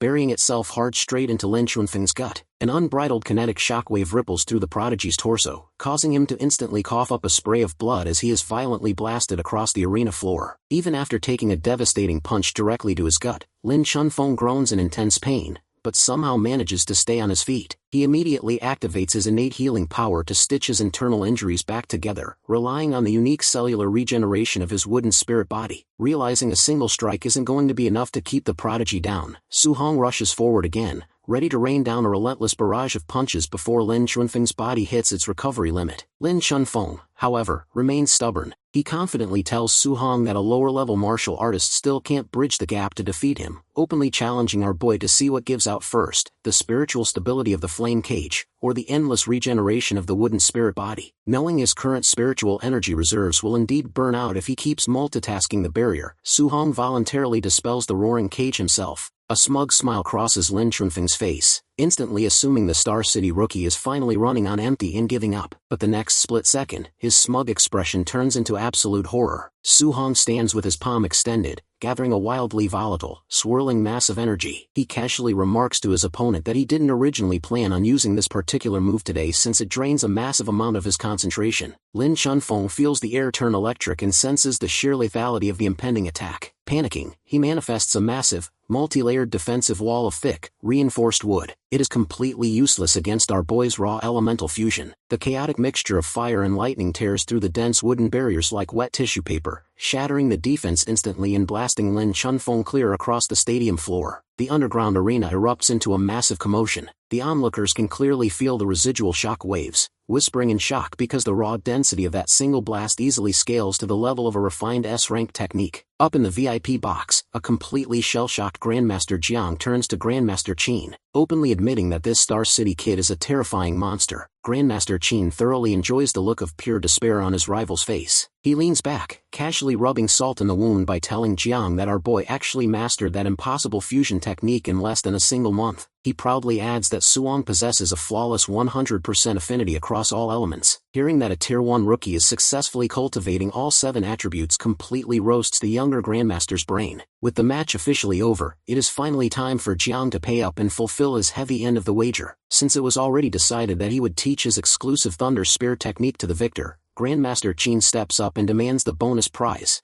asking Jiang to also hand over his personal palm lightning technique. Feeling completely exhausted and financially ruined, Jiang can only sigh and nod in agreement. Later that afternoon, the group moves into Jiang's private, reinforced training hall. Looking at Suong, Grandmaster Jiang can't help but feel incredibly nervous. He has never encountered a freak of nature like this kid in his entire martial arts career. Shaking off the tension, he begins breaking down the fundamentals of his signature spear style, introducing it as the 9 sky-breaking spears. He demonstrates the stance, explaining that the high-level art consists of 9 precise movements divided into 3 distinct forms. Every 3 moves combine to create one complete form, and each consecutive form is vastly more destructive and exponentially harder to learn than the last. Under normal circumstances, Jiang notes he would never dream of teaching this style to any warrior below Tier 4. However, believing a genius like Suong can at least grasp the basic mechanics of the opening stance, he tells our boy to watch his movements closely. Jiang grips his heavy spear and unleashes the first form, River Flip, causing the air in the room to warp. Without pausing, he transitions smoothly into the second form, Sea Overturn, creating a roaring vortex of wind intertwined with brilliant, jagged arcs of white lightning. Standing on the sidelines, Suong can clearly sense the immense pressure of the technique. The localized elemental storm makes him feel as though he is standing in a tiny, fragile boat in the middle of a raging ocean, where a single stray bolt of lightning could easily cripple him on the spot. Finally, Jiang drives his weapon forward into the devastating third form, Skybreaker, unleashing a massive, terrifying tornado that rattles the reinforced walls of the training facility. It is obvious to Suong that the Grandmaster is heavily holding back his true destructive power to keep the entire room from collapsing. but the residual aftershocks alone are enough to make the air vibrate. Suong realizes that compared to this level of peak Grandmaster power, his current self is still as small as an ant, but a deep confidence burns in his chest. He knows with absolute certainty that this catastrophic power will belong to him in the near future. With the demonstration finished, Jiang tells our boy to start practicing the basic forms on his own, and instructs him to ask any questions if he runs into a wall. Suong politely thanks the senior expert for his time, but Jiang just brushes it off, grumbling that it's simply a condition of a lost bet. He then drops a massive hint, explaining that once Suong successfully masters the first form of the spear art, they will move on to the second reward, the palm lightning. He reveals that the raw, explosive output of the palm lightning is actually vastly superior to the 9 sky-breaking spears. Suong is completely taken aback to hear that the jaw-dropping spear style is actually the weaker of the two skills. The revelation instantly fires him up, making him incredibly determined to master the entry-level forms of the spear technique as fast humanly possible. Jiang leaves the training room shortly after, noting that he has some camp business to sort out with Grandmaster Qin while our boy practices the baseline movements. He promises to return in a few hours to monitor his progress, and see how much the rookie can struggle through on day 1. After just 1 hour, Grandmaster Jiang returns to the training hall, already rehearsing a speech to motivate Suong. He plans to tell our boy that mastering the first form normally takes a month or 2, so there is absolutely no need to rush. However, the words die in his throat. He freezes in absolute shock, staring at Suong, who is already flawlessly executing the complete sequence of the first form. Noticing the Grandmaster's arrival, Suong halts his stance, casually wiping his brow before asking if they can move on to the palm lightning technique, since he has already fully grasped the basic mechanics of the spear style. Jiang stands there, completely overwhelmed by the sheer, unbridled talent of the monster standing right in front of him. A short while later, Grandmaster Qin finds Jiang pacing outside the training room, and immediately asks if he has finished teaching the boy. Jiang confirms that he has already taught him both techniques, but Grandmaster Qin immediately scowls. He begins complaining loudly, assuming Jiang is just slacking off because palm lightning is an incredibly complex, dangerous technique that a rookie can't possibly practice without strict, constant supervision. But his rant is cut short the moment he looks inside. Through the door, he sees Suong effortlessly manifesting crackling arcs of high-density lightning directly across his palms. Both Grandmasters stand completely paralyzed, utterly shocked by the speed of Suong's comprehension. Even a certified genius like Jiang required 3 grueling months of dedicated meditation just to master the baseline foundations of palm lightning. Jiang can only guess that with this level of reality-bending potential, Suong is a definitive lock to reach the legendary 9th rank in the future. Thoroughly satisfied, Grandmaster Qin decides to treat his old rival to a good meal for old time's sake, scheduling their departure back to Star City for the next morning. That night, resting in his assigned private room, Suong pulls up his interface to review his haul. He has accumulated a massive 230 points after systematically crushing all of his opponents today. His blood chi is currently his lowest stat, so he realizes he needs to heavily upgrade his physical baseline alongside his newly acquired techniques. However, his current martial arts value points aren't quite enough to trigger a massive realm breakthrough. He needs a lot more points to force his cultivation upward, but since absolutely nobody in the student ranks is willing to spar with him anymore, he realizes he has no choice but to head back to the beast combat rooms to farm corpses once they return to Star City. Meanwhile, back in the VIP lounge, the 2 Grandmasters are getting incredibly drunk. Zhang is deeply unhappy, loudly reminding Qin for the 100th time that the old fox completely tricked him into parting with 2 of his absolute best A-rank techniques. Right then, a camp assistant rushes into the room, informing Grandmaster Jiang that the scheduled high-tier night raid is set to trigger tonight. Still thoroughly intoxicated, Jiang lazily orders them to proceed with the original plan. The assistant nods and relays the authority to begin the night raid across the dormitories. Suddenly, Grandmaster Qin blinks, his drunken brain registering a massive detail. He reminds Jiang that Su Hong is currently sleeping in those exact same guest dorms. Hearing this, Jiang instantly snaps out of his stupor. He panics and barks at the assistant to postpone the drill immediately, but the assistant weakly reveals it is already too late. The raid has officially begun. Over at the Yang City Elite dorms, the raider squad is led by 2 brothers, Bu Jingwang and Bu Jinfeng. Bu Jinfeng is the exact same raider who tried to ambush Su Hong back at the Star City camp, only to be effortlessly counter-blitzed. His older brother, Bu Jingwang, is a powerhouse Tier 2 high-level martial artist who has been specifically tasked with ambushing the local prodigy, Lin Chunfeng. Bu Jingwang is incredibly haughty, openly complaining that being ordered to ambush lower-level students is basically glorified child abuse. Bu Jinfeng immediately winces, warning his older brother not to underestimate the rookies. recalling how he himself was utterly humiliated by a Star City monster. Bu Jingwang just snorts, loudly taunting his younger brother for losing to a country bumpkin. Embarrassed but frantic, Bu Jingfeng reminds him to at least watch out for the insane healing properties of the wooden spirit body. Ignoring the warning, Bu Jingwang barks the command, and the masked night raiders storm the building. Instantly, the dorms erupt into absolute chaos. Trainees are dragged into the hallways, screaming and shouting in fury. One particularly indecent student loudly accuses the raiders of having zero martial ethics for attacking him before he could even pull up his pants. Inside his guest room, Su Hong hears the commotion and steps out into the hallway to investigate. His movement instantly catches the eye of a passing raider. The masked attacker assumes Su Hong is just a stray Yang City trainee and lunges forward, aiming a heavy punch at his chest. Su Hong reacts instantly, slipping the strike and delivering a lightning-fast counterpunch that sends the raider crashing into the wall. Our boy scowls, thoroughly grouchy about being aggressively attacked when he isn't even a student registered at this camp. But then, a beautifully evil idea suddenly sparks in his mind. If he changes into the official uniform of the Night Raiders and wears the standard mask, he can seamlessly pretend to be one of them. That way, he can systematically beat down every single elite student in the building and farm a massive mountain of martial arts value points. He mentally notes that it isn't exactly a nice or honorable method,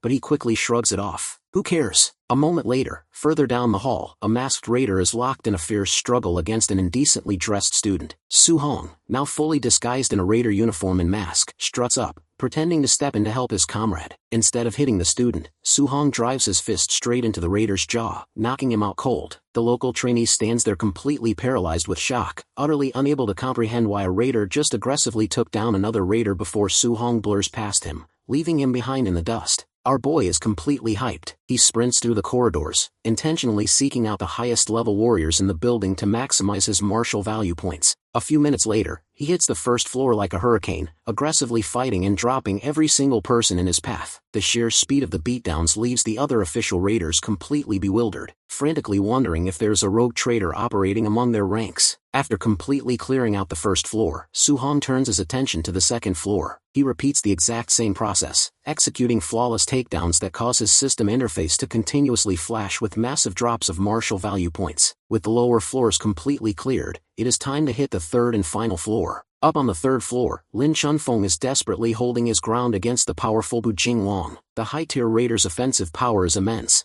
but Lin Chunfeng's wooden spirit body continuously heals his injuries mid-combat, allowing him to leverage his Tier 2 status to maintain a highly competitive defense. When Su Hong steps onto the floor, he finds a large group of official raiders casually standing around the perimeter, eating popcorn and watching the main event since they have already cleared the rest of the local students. Noticing another comrade walking up, they wave him over, casually inviting him to join the circle and watch the show. Su Hong steps into the center of the room, and a brilliant, crackling aura of white lightning instantly ignites around his fist. The surrounding raiders freeze, completely stunned by the sudden, terrifying spike in elemental energy, frantically questioning what this guy is actually intending to do. Launching himself straight into the crowd of raiders, Su Hong loudly declares that he has zero interest in watching Lin Chunfeng's match, because he is already putting himself directly into action. Within seconds, his fists blur, knocking out the small fry raiders one by one like bowling pins. The sudden violence forces both Lin Chunfeng and Bu Jingwang to completely halt their duel. They step back, staring in absolute, jaw-dropping shock at the masked madman clearing the room.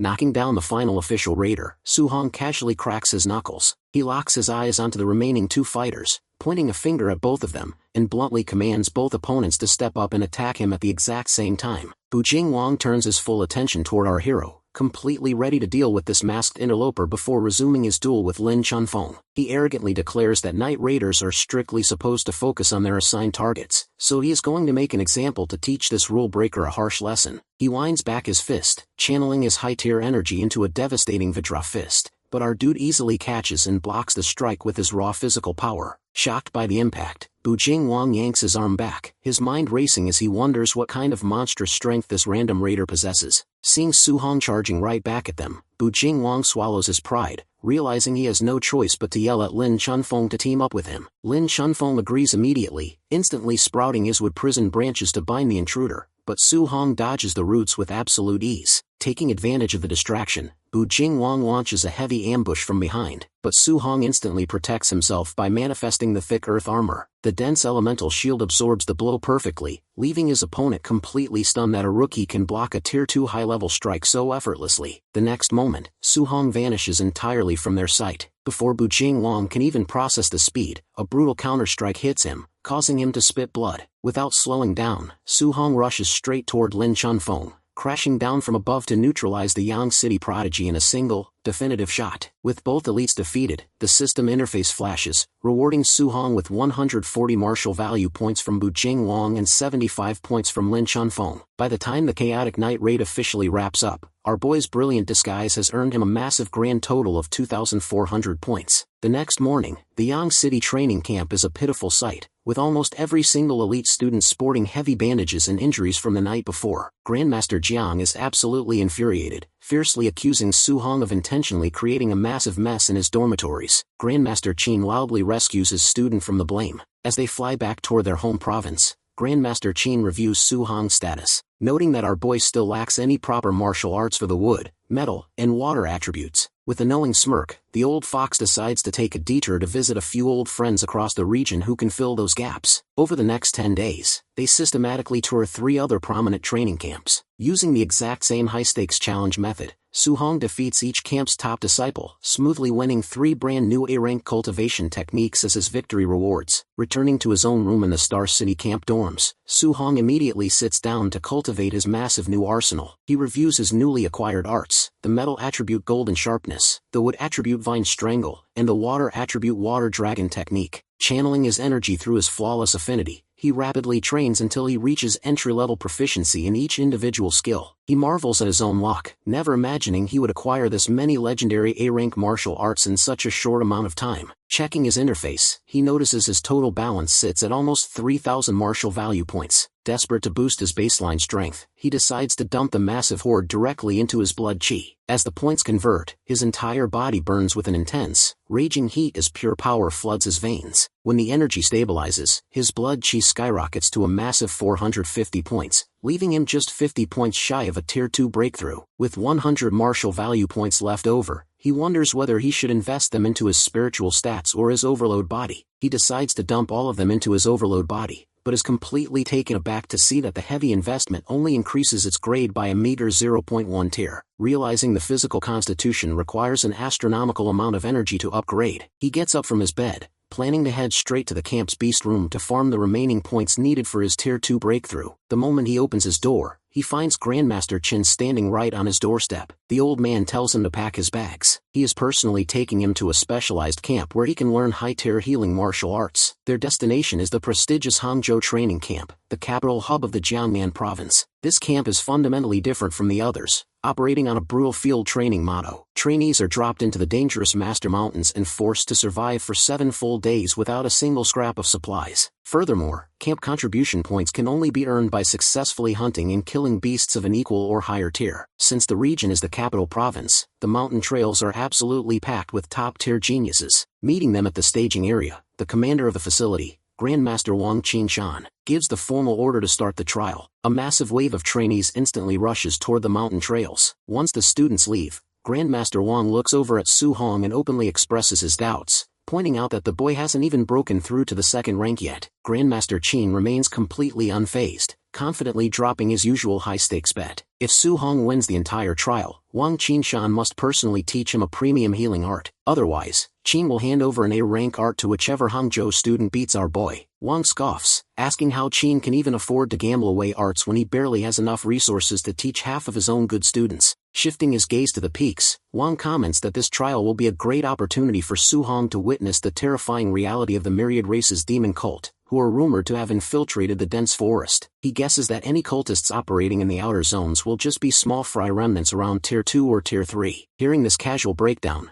Grandmaster Qin's face pales. He can't believe Wang is knowingly sending his own students into what could easily become a literal death trap. Wang counters the worry coldly, reasoning that the war against the demon cult is inherently cruel and bloody, meaning it is far better for his students to go through these extreme hardships early on to become truly strong. Realizing the Hangzhou commander is dead set on this brutal method, Grandmaster Qin completely abandons any hope of Su Hong securing the first place position. At this point, simply surviving the forest and coming out alive is more than enough. Meanwhile, deep in the mountain forest, our boy is successfully beating and slashing his way through a wave of ferocious beasts. He smoothly sequences his newly mastered arts, unleashing the 9 skybreaking spears to execute a massive monster before shifting into a blinding golden sharpness ripple to tear through another charging beast. Shortly after, he systematically defeats a gargantuan python that attempts to ambush and strangle him from the trees using its massive coils. Winning victory after victory, the grueling days pass by in a blur of combat. During a particularly dark night, he encounters another high-tier monster, which he instantly obliterates by channeling a roaring water dragon strike. Finally deciding to call it a night, Su Hong sits down inside a secluded cave to analyze his recent combat metrics. The raw power of these authentic A-rank martial arts is undeniably great,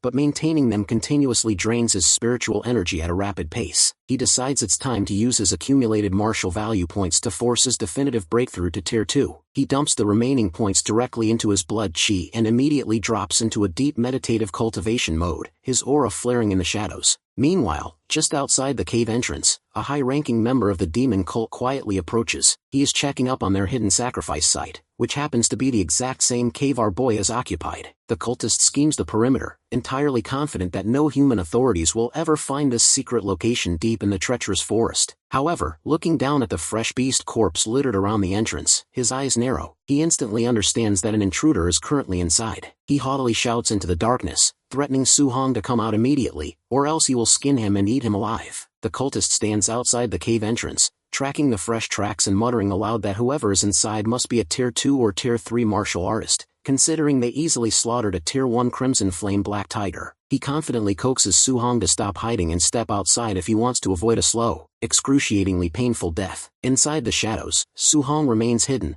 rapidly analyzing the situation. Hearing the stranger dismiss Tier 2 and Tier 3 combatants as easy prey makes him suspect that this intruder is likely a Tier 4 warrior. Even though Su Hong has just successfully forced his cultivation breakthrough to Tier 2, he knows it would be reckless to blindly engage a high-tier opponent in an enclosed space without assessing the danger first, so he decides to escape the cage structure. To clear a path, he channels his spiritual energy and launches a roaring water dragon straight toward the entrance, but the cultist is completely prepared. With a cold sneer, he draws his blade and effortlessly slashes the elemental dragon in half. Based on the residual energy of the impact, the cultist immediately concludes that his opponent is merely an early-stage Tier 2 novice. Su Hong uses the distraction to bolt from the cave, but the cultist moves like lightning, aggressively riding his momentum forward to cut off the escape route. The cultist grins crazily, noting that while our boy is clearly a talented genius, he takes a twisted thrill in hunting and murdering lucky prodigies. However, his steps falter when he realizes Su Hong has completely stopped running and is now standing his ground. In that brief exchange of power, our boy has already accurately concluded that this attacker is only at the early stage of Tier 3. Furthermore, the jagged tattoo running down the man's neck confirms his true identity. He is a member of the Celestial Race faction within the notorious Myriad Races demon cult. In reality, the members of the demon cult are completely human by birth, but because they harbor a deep, toxic hatred for humanity and completely disregard their own heritage, they proudly declare themselves part of the Myriad Races. They are absolute scum who launch brutal terrorist attacks and capture innocent humans to use as live sacrifices in exchange for rewards from alien factions. Feeling the raw power of his overload body burning in his veins, Su Hong readies his weapon, completely prepared to clean this world of such trash. The cultist raises his sword, channeling his blinding, scorching energy as he instantly unleashes his Sky Sun slash straight at our boy. Since this is Su Hong's very first time fighting a genuine Tier 3 warrior, he decides to abandon any hesitation and go completely all out from the absolute beginning. He counters the incoming strike by embedding lightning directly into his spear, unleashing a modified river flip that violently shatters and scatters the cultist's technique. The sudden collision turns the tide instantly, leaving Su Hong holding the definitive upper hand. The cultist is utterly shocked to see an inferior, lower-ranked warrior completely overpower his stance. His mind scrambles as he wildly questions how a kid who was just using a water attribute dragon a moment ago is suddenly deploying high-density lightning. Growing desperate, he crazily unleashes a rapid flurry of sword strikes, trying to find any leverage to regain control of the match. But in a flash, Su Hong blurs completely out of his line of sight, utilizing his movement technique to materialize directly behind the cultist's back. He thrusts his spear forward, triggering the sea overturn form as a catastrophic storm of thunder cracks and explodes around the target. Realizing his raw combat power is completely inferior, the cultist panics and immediately attempts to retreat, but Su-hong has no intention of letting him escape. He triggers his would attribute Vine Strangle, manifesting vine that wraps tightly around the cultist's legs. As the lightning storm closes in, the cultist desperately burns his life essence to execute a strange taboo movement technique, barely managing to slip free from the lethal blast. Leaping back, the cultist's body begins to warp and mutate as he curses Su-hong for being an absolute monster. To his absolute bad luck, Su-hong blurs forward again, completely ready to finish him off before the transformation can stabilize. As the cultist begins turning into a grotesque, ghostly creature, he screams about showing our boy the absolute might of a celestial being. Su-hong drives his spear forward, calmly remarking that turning oneself into a literal ghostly monster simply proves that everyone in the demon cult is completely insane. The mutating cultist reaches out, confidently grabbing the blade of Su-hong's spear with his bare, hardened claws. He believes that once his celestial formation fully awakens, Su-hong will be completely done for, allowing him to successfully protect the nearby ritual site. But his eyes widen in absolute horror when our dude has instantly restricted his entire mutated body inside a scorching flame cage. Without wasting a single microsecond, Su-hong channels his raw kinetic force into a devastating void-piercing finger thrust, driving the attack straight through the monster's core. The sheer, unbridled destructive energy obliterates the cultist from the inside out, leaving nothing behind but the crumbling ashes of his ghost body. As the ashes dissolve, Su-hong's system interface flashes, rewarding him with a massive 212 martial value points for the kill. He is questioning why killing a single cultist grants him such a massive drop of points, whereas he was previously getting a measly total after slaughtering dozens of high-tier ferocious beasts. He quickly remembers the cultist's mention of a ritual site, and correctly guesses that the scum must have captured innocent humans nearby for a live sacrifice. Recognizing the urgency, he immediately pulls out his phone to inform the Grandmaster about the situation. Back at the Hangzhou training camp headquarters, Grandmaster Qin receives the urgent transmission regarding the encounter with the demon cult. He immediately alerts his counterpart, urging him to send a squad to save the captured humans. Grandmaster Wang, however, listens to the report nonchalantly, calmly informing Qin that they don't need to worry, because these specific low-level cultists usually end up sacrificing their own fanatical members to build portals, a cold fact that prompts a disgusted remark from Qin about the inherently demonic nature of the cult. As they monitor the situation, Wang notices that Grandmaster Qin doesn't seem worried about Su-hong's safety at all. In reality, Qin has absolute unyielding confidence in our boy, especially now that he knows the kid has single-handedly slaughtered a Tier 3 cultist. Wang, however, just scoffs, completely under the assumption that the Star City rookie is simply exaggerating his battle achievements to look good. 3 full days pass after that violent encounter. During this time, Su-hong relentlessly hunts through the deeper mountain zones, killing numerous Tier 3 ferocious beasts, but the grinding only yields a total of 800 martial value points. Burning with an insatiable desire to find another cultist to score another massive drop of points, he actively searches the ravines, but he doesn't encounter a single hidden camp during these days. Right at that moment, his sharp senses suddenly tingle as a massive wave of danger locks onto his position. Out of the canopy, a young female cultist commenting that our boy possesses an incredibly sharp perception for a rookie, but she notes that since he has stumbled into their restricted territory, he needs to die immediately. With a wave of her hand, she sends a lethal barrage of hidden spiritual blades flying straight toward his throat. Looking at the incoming projectiles, he is absolutely glad that he finally ran into another cultist.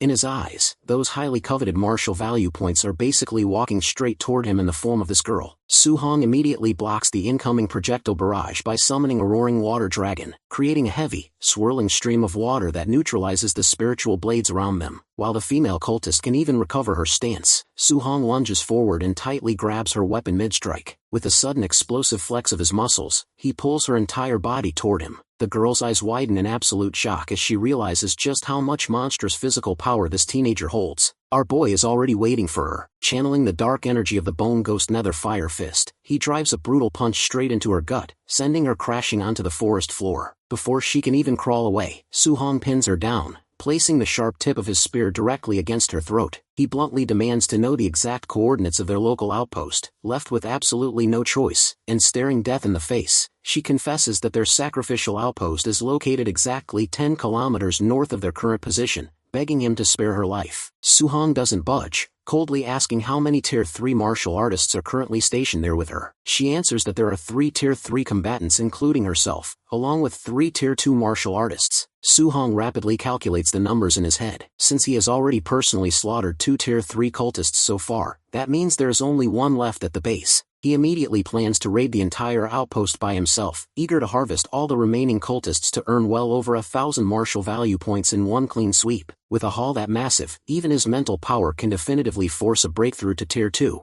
As he is busy planning his massive harvest, the girl suddenly sneers as her body begins to rapidly warp and mutate into her celestial race form. She crazily exclaims that her doubled combat power after morphing will be more than enough to tear him to pieces, but the arrogant sentence dies right in her throat. A devastating arc of the Thunder Spear technique cleanly pierces straight through her chest. The system flashes, rewarding him with 208 martial value points. As usual, our dude only cares about his points. The next day, Su-hong successfully reaches the coordinates of the Myriad Race's demon cult's sacrificial outpost. Deep in a clearing, a group of high-level cultists has completely surrounded a squad of trapped Hangzhou trainees. Someone had originally lied to these trainees, telling them that there would only be a few scattered opponents at the outpost, scaling to Tier 2 martial artists at best, but the reality is completely upside down. The cultists leading this ambush are all fully refined Tier 3 experts. The bloodthirsty cult commander barks a ruthless order to his minions, telling them to slaughter every single human trainee on the spot. The surrounding cultists rush forward,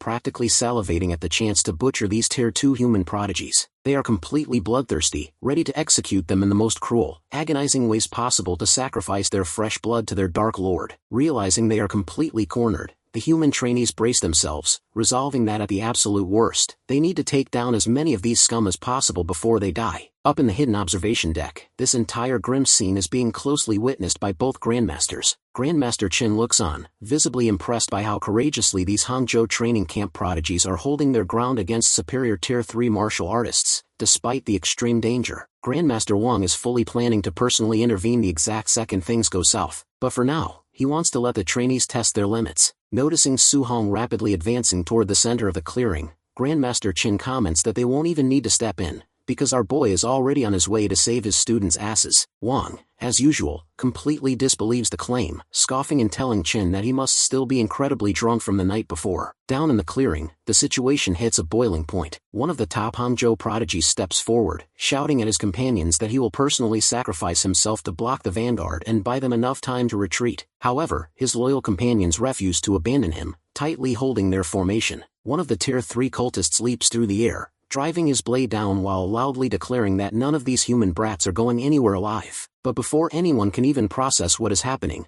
a massive crack of thunder echoes through the valley, and the leaping cultist is violently thrown across the clearing, a crackling thunder spear embedded straight through his torso. The remaining cultists halt their advance, spinning around frantically to see who just crashed their party. Su-hong steps out, his eyes burning as a brilliant, catastrophic aura of palm lightning ignites around his fists. Without giving them a single second to react, he drives his lightning-infused fist straight into the nearest two enemies, crushing their defenses and vaporizing their chests instantly. One by one he systematically blitzes through the ranks, murdering the Tier 3 cultists with ruthless high-density palm lightning strikes. Clearing the immediate perimeter, he turns back to the frozen Hangzhou trainees, casually asking if any of them are injured. The trainees just stare at him, completely mesmerized by the terrifying, effortless feat of a random teenager solo ranking and wiping out multiple Tier 3 warriors like they are nothing. Grandmaster Wang stands completely confused, wildly questioning why Grandmaster Qin requested for this kid to be taught high-tier healing martial arts, which strictly requires a refined wood element affinity, when the rookie is currently unleashing a catastrophic, high-tier thunder affinity. Meanwhile, Grandmaster Qin is equally shocked, but for an entirely different reason. He remembers that Su-hong was supposed to be a mere early-stage Tier 1 novice just a few weeks ago. Now, the kid has not only reached high-ranking combat power in a matter of days, but he has suddenly forced a flawless breakthrough to Tier 2. The sheer velocity of his cultivation speed is absolutely ridiculous.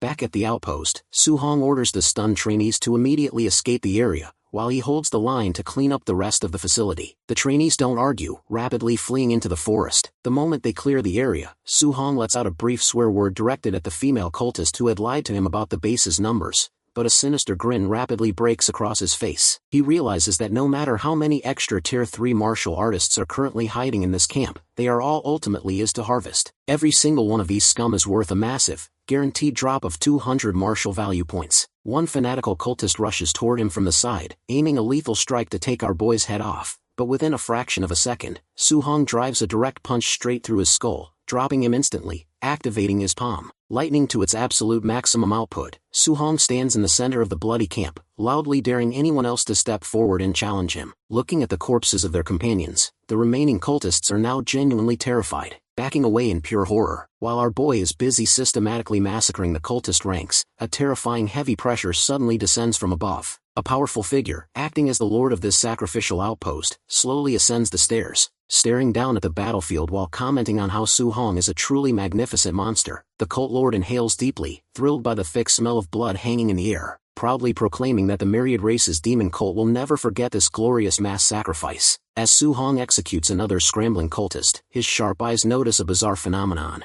The fresh blood from the fallen bodies is actively pulling away from the dirt, flowing upward through the air like red streams. He looks up and sees all of the airborne blood gathering and condensing directly into the floating cult lord, marking the exact point where the dark sacrifices are being offered. After absorbing the massive torrent of blood, the cult lord's body violently transforms. Large wings erupt from his shoulder blades as his power skyrockets. He looks down arrogantly, declaring himself a true noble of the celestial race, and haughtily commands our boy to drop to his knees and beg for mercy. Su-hong, on the other hand, is absolutely ecstatic to see this transformation. He reasons that if killing a mere human who morphed into a fake celestial grants him a massive mountain of points, then he can only imagine how many of martial value points he is going to harvest after slaughtering a genuine, fully transformed celestial noble. The celestial noble is absolutely infuriated that a mere human rookie dares to look up at him with such calm defiance. In a swift, blinding blur, he teleports directly behind Su-hong, coldly sentencing him to death. The speed of the maneuver is so astronomical that our boy doesn't even have a split second to dodge. He takes a direct explosive thunder attack head-on, barely managing to cross his arms and block the impact. The Celestial's eyes narrow in surprise. He certainly wasn't expecting to encounter a member of the human younger generation strong enough to survive a direct blow from him. Su-hong, on the other hand,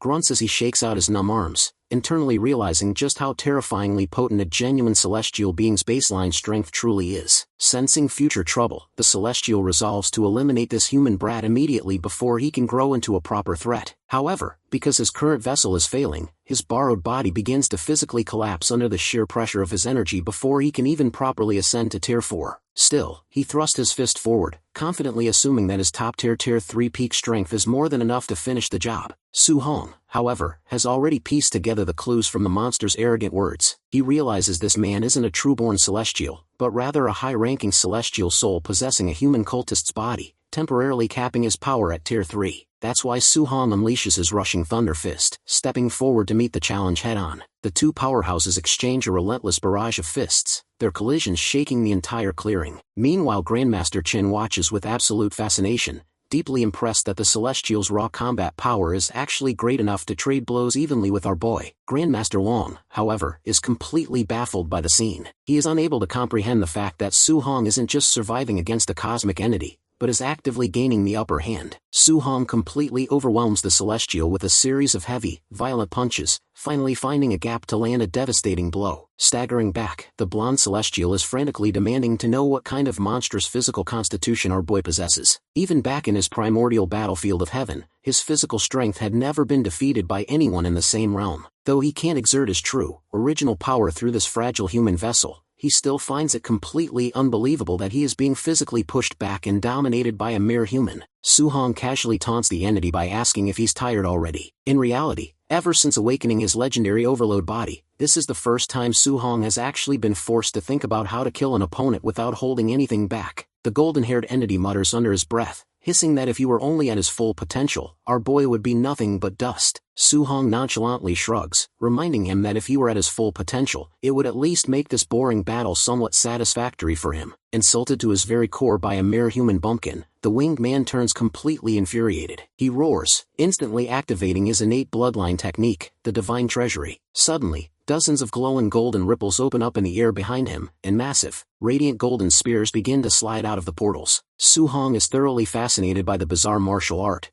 noting with a tinge of disappointment that his system won't let him learn it. In truth, this is the exclusive, innate bloodline legacy of the higher celestial race. Only those possessing pure, unadulterated blood can ever cast it, proving that the soul occupying this human body must be an absolute big shot in the upper realms. Seeing the legendary Divine Treasury manifest, Grandmaster Wang panics, instantly urging Grandmaster Qin to cut the trial short and step in to save Su Hong's life. However, Qin remains completely relaxed, expressing absolute confidence in his student because he knows the kid hasn't even revealed his true ultimate move yet. Wang is taken back when he is informed that Su Hong holds a mythical 100% affinity across 7 distinct elemental attributes, and has even mastered the impossible art of perfectly fusing thunder and fire together. Down in the crater, the Celestial Lord flings his hand downward, preparing to obliterate our boy under a rain of dozens of divine spears. He refuses to let this human prodigy grow any further, viewing him as a catastrophic future threat to his entire race. As the massive wave of golden spears comes riding down like a tempest, Su Hong tightens his grip on his weapon.